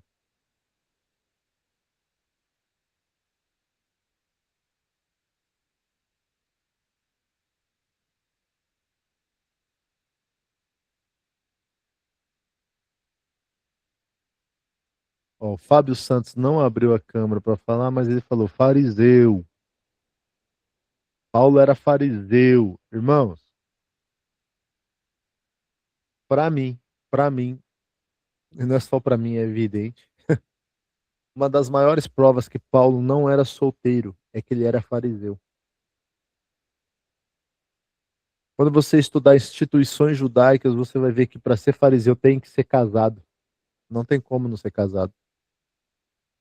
Para ser fariseu tem que ser casado.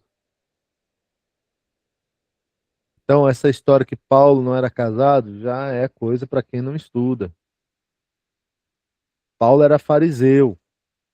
E nas instituições judaicas você vai estudar lá que para ser fariseu tem que ser casado. É uma das características para ser fariseu, senão não vai ser. Então, Paulo possivelmente poderia ser viúvo. Quando ele fala da sua questão de estar só, porque ele fala de estar só. Não é que ele tá falando que está solteiro, ele está falando para os solteiros de estar só. Ele estava só. Aos solteiros eu falo, faça como eu. Tá entendendo? Que é melhor estar só ali.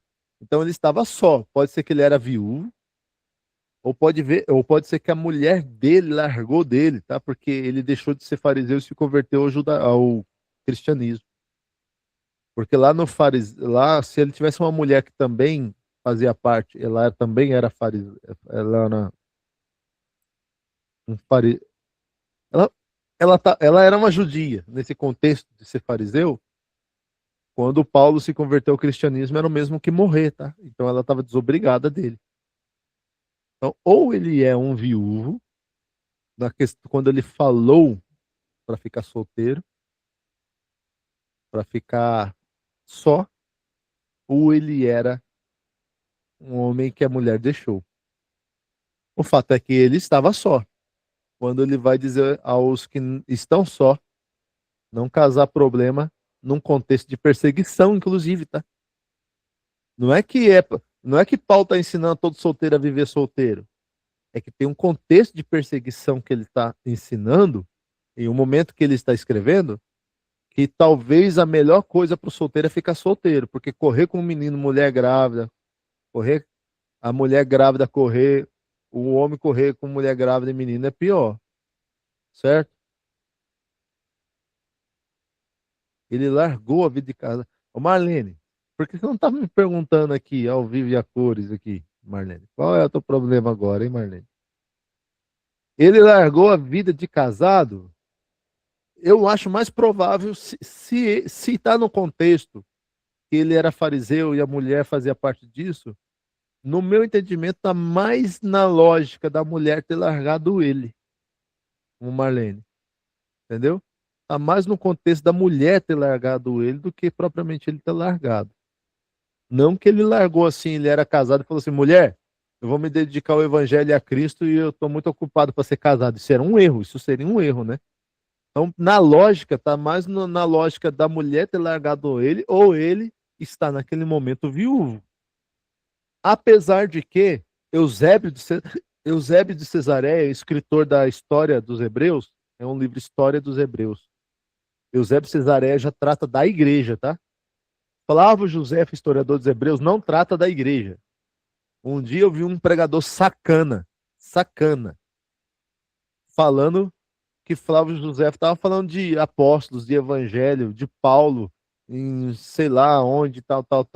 Eu falei, sacana, filho da mãe, dá uma sapatada na cabeça dele, mentindo aí, jogando aí historinha em Flávio José. Flávio José foi historiador dos Hebreus, cara. Flávio José vai falar de história antiga dos Hebreus, não fala de apóstolo, não fala de igreja, coisa nenhuma. Nada de Paulo, nada de ninguém. Flávio José menciona Jesus numa frase desse tamanho assim, ó. Num certo tempo apareceu um homem chamado Jesus de Nazaré. Se é que posso chamar esse tal de homem pelas maravilhas que ele faz. Ele faz o coração do povo se converter a Deus. Flávio José só escreveu isso, mais nada. E isso é glorioso, sabe por quê? Porque se Flávio José escrevesse 10 páginas de Jesus, era para a gente desconfiar, e o povo ia desconfiar. Mas todo historiador vai ter que engolir que um historiador citou que Jesus existiu, viveu. Ó, Flávio José comprova Jesus histórico, numa frasezinha, que bom que foi. E ele não era seguidor de Jesus, não creu em Jesus. Ele era um judeu historiador. Então não fala nada da igreja. E o safado sem vergonha contando toda uma história lá de Paulo lá. Flávio José disse que Paulo... Vontade de dar uma sapatada na cabeça dele. Mentiroso, sem vergonha. Agora, Eusébio de Cesareia, sim. Eusébio de Cesareia tem um livro que é a História da Igreja, História Eclesiástica. Aí ele vai falar de tudo da igreja, tá?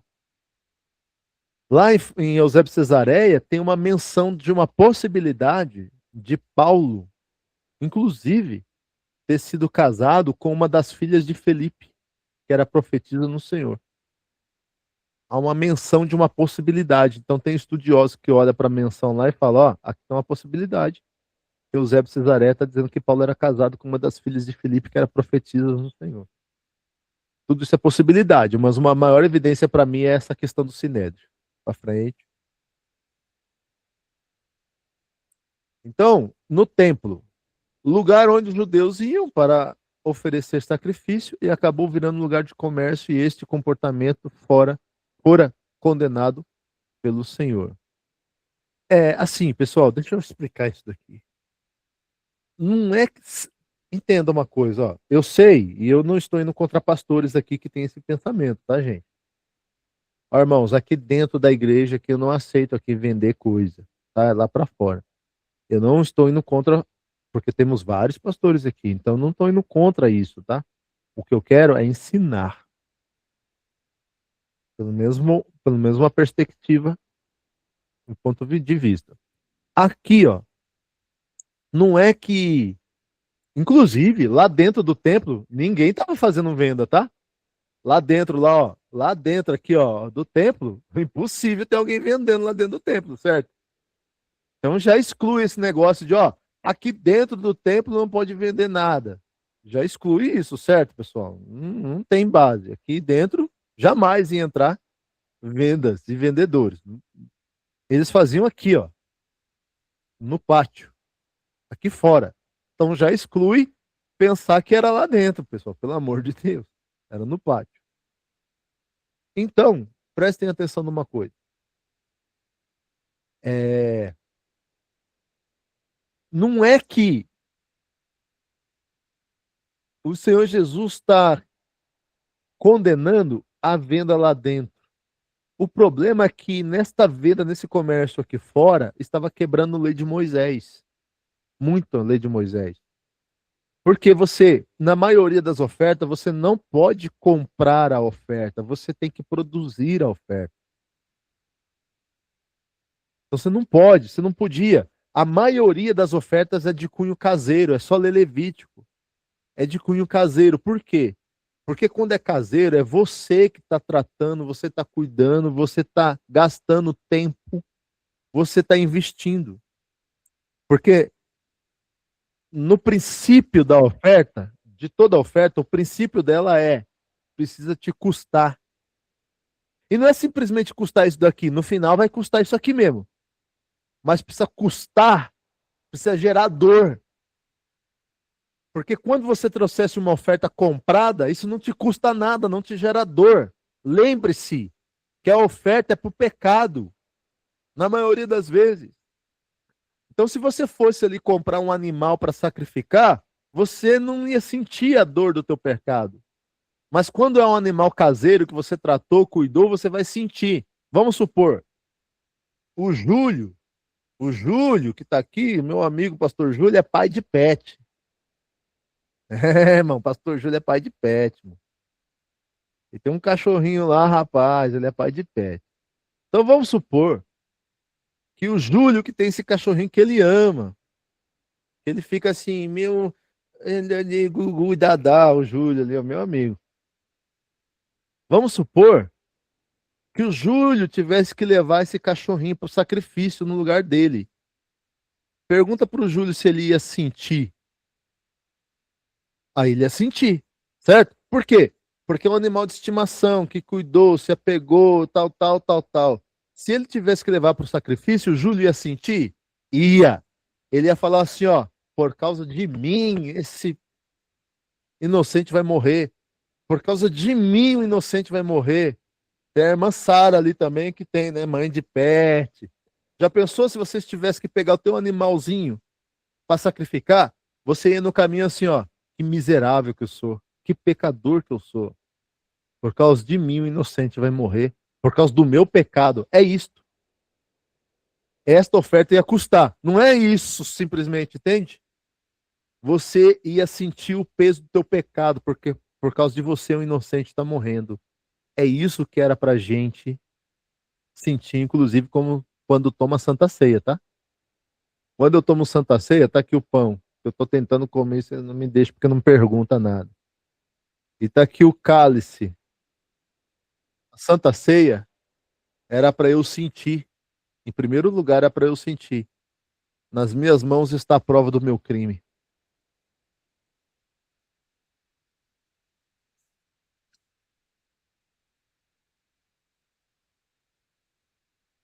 Nas minhas mãos está a prova do meu crime. E por causa de mim, um inocente morreu. Por causa de mim, sangue foi derramado.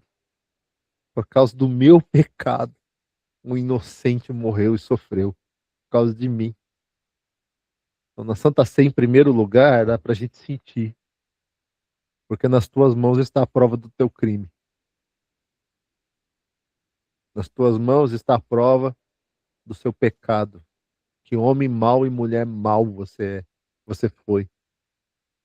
E por causa de você, o inocente foi pisado, moído e esmagado.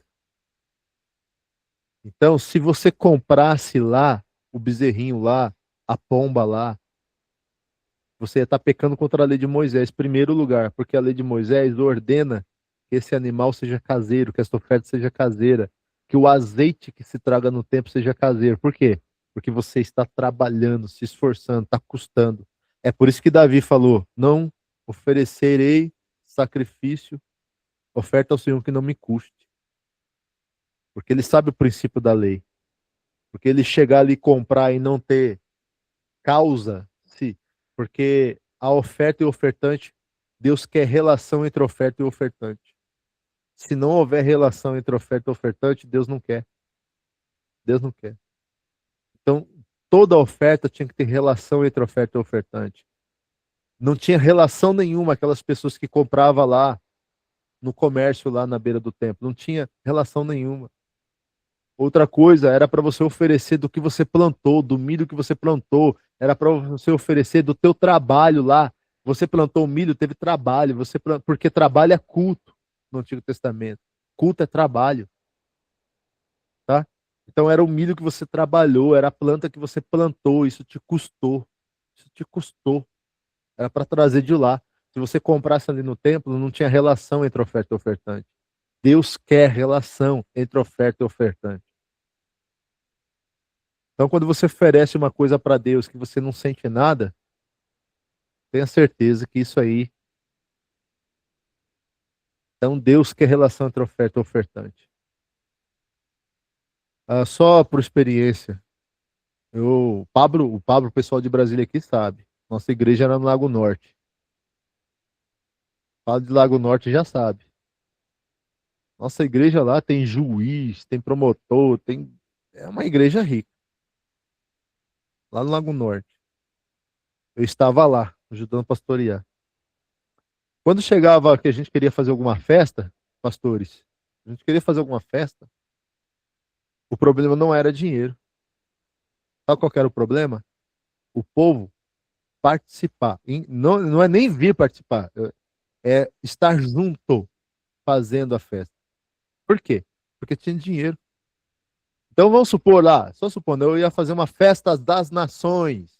Um monte de comida lá pra gente comer lá, representando as nações, parararará, sabe? Então o bando de gente chegava em mim e falava assim: quanto que é? Quanto custa? Então, entende? Então, vai precisar disso, aquilo, outro. Quanto que é? Quanto custa? Eu falo: não. Eu quero teu dinheiro, mas eu quero você aqui. Eu quero você fazendo também aqui. Vamos armar a barraca, não sei o quê. Não, a gente paga a pessoa para isso. Não é isso. Eu quero você aqui. Eu tinha essa dificuldade. Equivale a isto. Eu não quero simplesmente que você paga, porque que relação você vai ter com isso? Eu quero você aqui. Me dá o dinheiro, mas vem aqui montar a barraca, fazer lá o café, amassar o bolo, limpar. Eu quero você aqui. Vocês entendem?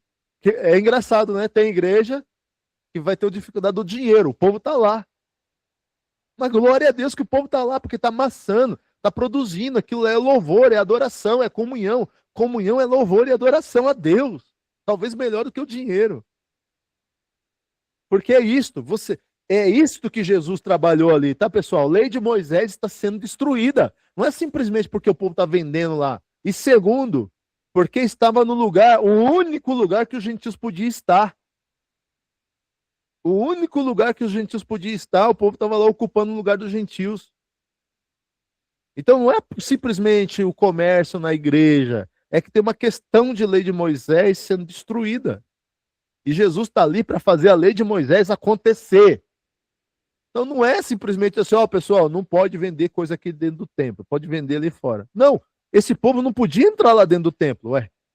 Estava lá fora mesmo, quebrando a lei de Moisés. Então, escute uma coisa: quando Deus te pedir uma oferta, quem Deus quer é o ofertante. Escuta uma coisa: quando Deus te pedir uma oferta, quem Ele quer é você. Deus quer relação entre a oferta e o ofertante. Quando Deus pediu a Abraão e Isaac, quem Deus queria de verdade era Abraão. Quando Jesus pediu a oferta da mulher pobre, quem Jesus queria de verdade não era a moedinha dela, não, era ela. Quando Jesus pediu ao jovem rico a oferta, quem Jesus queria não era a riqueza do jovem, era o coração do jovem. Quando Deus pede a oferta,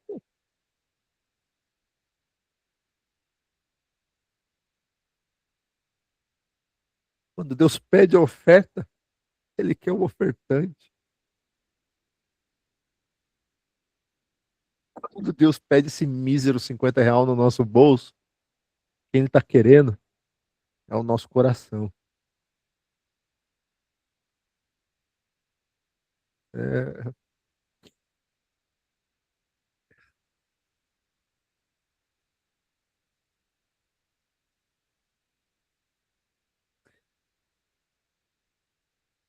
Ao pessoal que está chegando, é assim as nossas aulas, tá?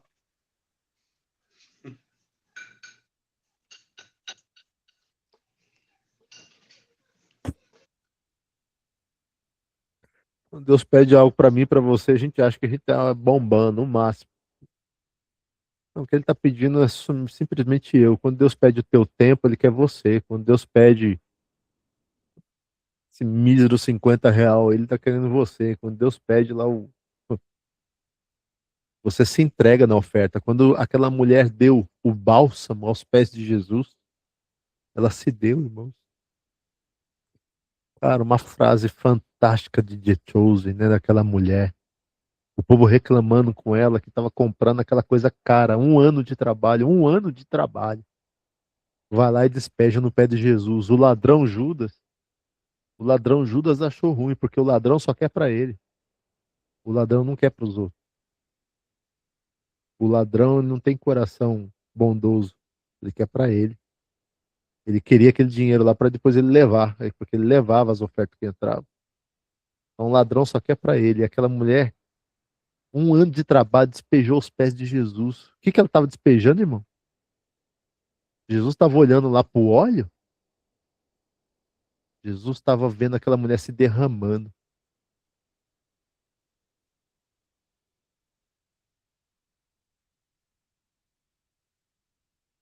A gente pode se derramar diante de Deus com uma oferta.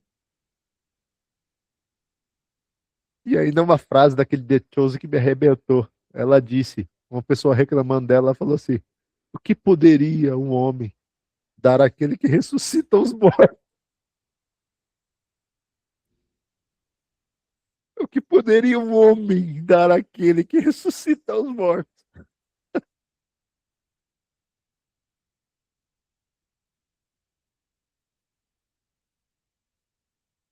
Glória a Deus.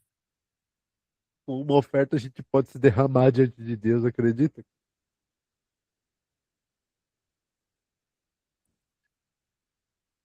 Com algo que a gente faz, a gente pode se derramar diante de Deus. É incrível.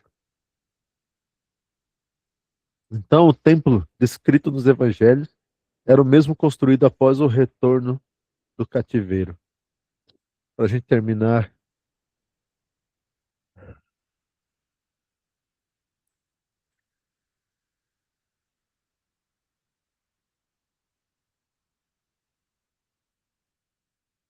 então, sobre os fariseus, eram populares e mais influentes, seita da época. Quando fala seita aqui, pessoal, ainda não é no sentido negativo, tá? Porque os próprios cristãos foi chamado de seita. Mas a palavra seita aqui ainda não é no contexto negativo de hoje, que a gente entende. A palavra seita aqui vem de secta, de selecta, né? Que é de partido, tá? Então, por exemplo, hoje os partidos poderiam ser chamados de seita. O partido político poderia ser chamado de seita. Hoje nós temos o contexto negativo da palavra seita, né? Mas nesse tempo ainda a palavra seita não é no sentido negativo, é no sentido de partido mesmo. Então aqui no lugar da palavra seita poderia estar partido. Então eram populares e mais influentes partidos, seita, da época dos evangelhos. Tanto é que Paulo, antes de sua conversão, pertencia a esta seita judaica. E depois ele vai participar da seita. Os cristãos vão ser chamados de seita. Tá? Dominava as sinagogas. Este era um dos motivos de Paulo ter facilidade para falar nas sinagogas. Então, Paulo, ele era um fariseu e ele tinha uma influência bastante. Eita, soluçando. Tinha uma influência bastante grande. Deixa eu beber um negocinho. Eram tradicionalistas e hipócritas e foram duramente criticados pelo Senhor. Mateus 23, né? Mateus 23, a gente não vai aqui dar em ler, mas você sabe que por toda a Bíblia eles são pesadamente criticados. Por quê? Porque eles acham que obedecem a lei de Moisés, mas eles não estavam obedecendo a lei de Moisés. Eles estavam fazendo as próprias leis. Pessoal, ninguém a lei de Moisés tinha autoridade para fazer leis, tá? Só Moisés tinha autoridade para fazer leis. Ninguém a lei de Moisés. Então, qualquer interpretação da lei de Moisés que estava virando lei, estava contrária à vontade de Deus. E Jesus massacrou eles nisso. Não é que Jesus está indo contra alguma lei de Moisés. Jesus está consertando o que era a lei de Moisés. Porque já não era a lei de Moisés. Mais apegados à tradição oral, aqui ó, a interpretação deles, que é a letra da lei. Seu nome deriva do hebraico, né? Parar, que quer dizer separar-se. Então, ó, olha aqui, ó, eles eram apegados à tradição oral, que já não era a lei de Moisés. Já não era a letra, aquilo que foi escrito por Moisés. Era a tradição, aquilo que eles interpretavam da lei, eles fizeram leis. E Jesus, em todos os evangelhos, está lutando contra isso e consertando a lei de Moisés. A lei do sábado, a lei de tudo. Jesus está consertando, não está indo contra. Aquele que pregar que Jesus foi contra a lei de Moisés, ele não estudou e está equivocado e não entendeu. Ao contrário, Jesus está cumprindo a lei. Jesus está consertando o que é a lei de Moisés. E está destruindo o que é a lei dos homens. Não adianta obedecer a lei dos homens que a gente não ganha ponto diante de Deus. Porque a gente pode estar obedecendo a lei dos homens e deixando de estar obedecendo a lei de Deus, que é importante. Então a gente tem que descobrir o que é a lei de Deus, porque senão a gente está perdendo tempo e é um problema. Então a gente tem que correr para descobrir o que é a lei de Deus e a lei dos homens. A gente pode estar obedecendo doutrina que faz a gente estar perdendo tempo de obedecer doutrina que é de Deus. A gente tinha que estar lá obedecendo a doutrina de Deus, a gente está perdendo tempo obedecendo a doutrina dos homens. E a doutrina dos homens está fazendo o quê? Nos impedindo de obedecer aquela doutrina que era para a gente estar obedecendo. É um problema, irmãos. A gente tem que correr, entender Bíblia, palavra de Deus. A gente tem que passar a nossa vida descobrindo a doutrina. Porque ela é obrigatória para nós e a gente precisa encontrá-la, descobri-la, né? Então eram legalistas, mas acreditavam no mundo espiritual ao contrário dos saduceus, né? Então, por mais que eles eram legalistas, incrivelmente, eles tinham um conceito mais certo do espiritual. Irmãos, Jesus ficaria mais dentro do partido fariseu ou saduceu? A resposta seria: Jesus ficaria mais dentro do conceito dos fariseus. Tirando os erros, tá, pessoal? Mas o entendimento espiritual deles era melhor, tá? A ressurreição dos mortos, os anjos, um monte de coisa espiritual estava muito mais certo entre eles. Os saduceus eram muito doidos nos pensamentos espirituais a respeito disso. Então Jesus ficaria muito mais dentro do grupo aqui dos fariseus, principalmente porque eles, não é que eles não queriam zelar pela lei, eles estavam equivocados, tá? Eles lutavam pela lei de Moisés. Eles queriam a lei de Moisés. Só que eles estavam observando a interpretação deles, aí um problema. Mas se tivesse tudo certinho, Jesus com certeza ficaria no grupo dos fariseus. Se tivesse tudo legalzinho, certinho. E agora provavelmente o último slide de hoje. Os saduceus, formados pela aristocracia judaica e dominavam o templo e o sinédrio, e a administração política de Jerusalém. O sumo sacerdote era saduceu. Deixa eu só consertar uma coisa aqui. Agora está consertado. Então, ó, formado pela aristocracia judaica e dominava o templo e a administração política de Jerusalém. O sumo sacerdote era saduceu. Não sobreviveram à destruição de Jerusalém e 70 depois de Cristo. Então também esse grupo aqui sumiu, né? Desapareceu. A ideia é que se estivesse hoje em Jerusalém, hoje seria mais essa vertente farisaica, né? E não dos saduceus. Impossível até ser fariseu hoje porque não tem templo, né? De fato, de verdade, não tem lei de Moisés acontecendo em Jerusalém. Se não tem lei acontecendo em Jerusalém porque não tem templo, como é que o judeu está sendo salvo?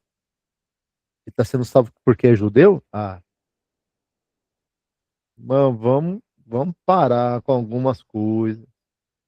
Porque tem cristão com moda no nosso meio. Principalmente a moda de querer ser um judeu. Porque o judeu hoje ele não tem como ter salvação, porque não, nem pela lei, porque ele não tem lei.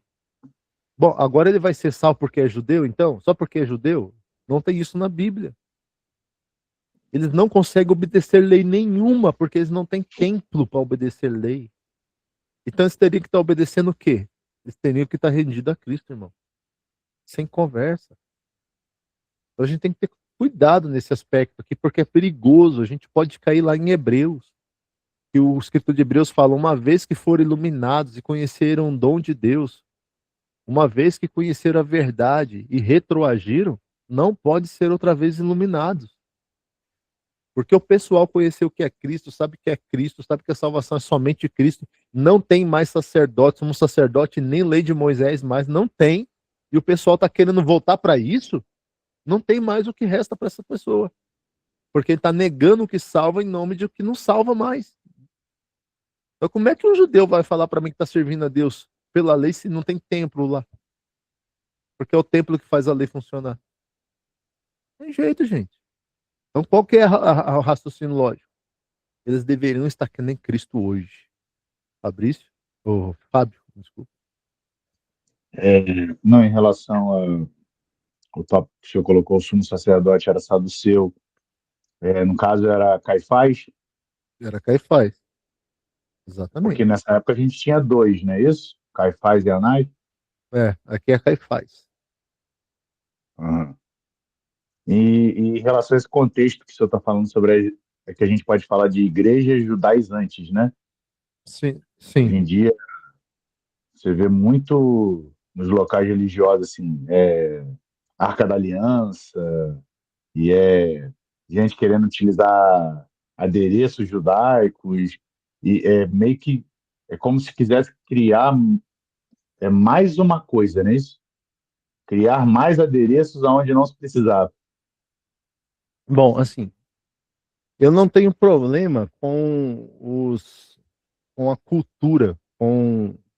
cultura proveniente do evangelho, não é grego, né? É judaica, por exemplo. A nossa cultura proveniente do evangelho é judaica. Não que nós temos que ser judeus, entendeu? Não que nós temos que ser judeus. Então a gente não tem que ser judeus. Nós não somos chamados para ser judeus. É um equivocado, é um equívoco. Não vejo o problema da cultura, sabe? Não vejo o problema da gente ter coisas culturais, mas jamais pensar que aquilo tem uma validade, porque não vai ter mais validade, não tem. E não vai ter nem quando eles construíram o terceiro templo, e não vai ter nem quando eles tiveram uma própria arca lá, não vai ter mais validade, acabou aquilo. Não vai ter presença de Deus, não vai ter nada. O terceiro templo não vai ter nada, nada, porque já está invalidado em Cristo, está lá atrás, invalidou. Não tem mais, nada funciona mais. Nada do Antigo Testamento, em termos de unção, de poder de Deus, está invalidado. Acabou, é Cristo. E nós, inclusive, porque hoje nós somos a própria arca de Deus, inclusive. Nós carregamos a presença de Deus. Eu e você somos a arca de Deus. E aí vai. Cristo é tudo. O escritor de Hebreus trabalha isso. Cristo é tudo. E nós, inclusive, muita coisa daquilo. Então, assim, culturalmente, eu não vejo, não tem problema. O problema é achar que nós temos que obedecer aquilo. Que temos que obedecer aquilo. Se um pastor numa igreja fazer festa dos tabernáculos, fazer de uma forma cultural até, simbólica, ó, mas achar que está fazendo uma festa do tabernáculo no valor do Antigo Testamento, aí ferrou, cara. Porque não dá.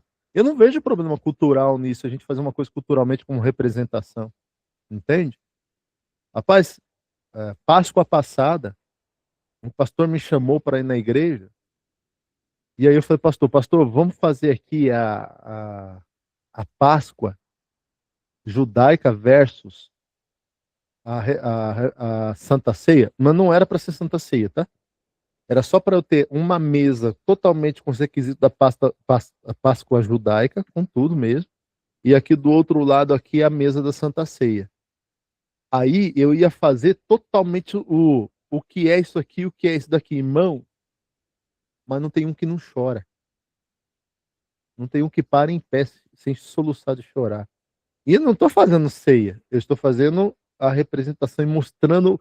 É glorioso se a gente entender de verdade a mudança dessa daqui, o que era essa daqui, a importância do que era essa e o que é essa para essa daqui. Rapaz. Então, sem problema, porque eu estou fazendo algo representativo. Agora, achar que aquilo tem valor aí é o problema. Aí sim é o problema. Fora isso, esse é o pastor José, tá? Tem pastor que é mais radical, claro, com certeza. Pessoal, então, 10 horas e 32 minutos. Acho que a gente terminou por aqui, encerra por aqui, tá? Mais alguma coisa? Uma dúvida?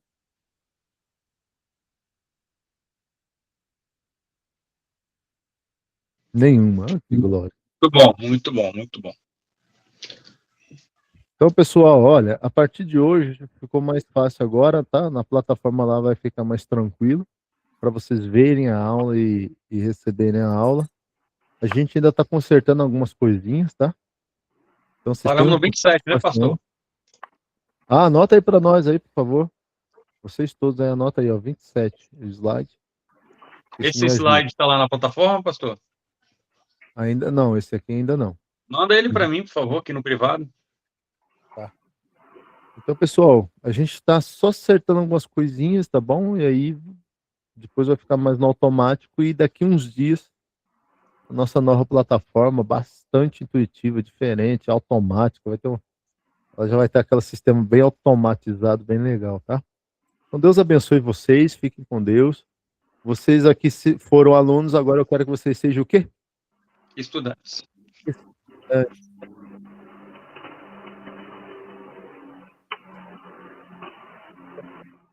Faça tudo possível para você apreender, ok?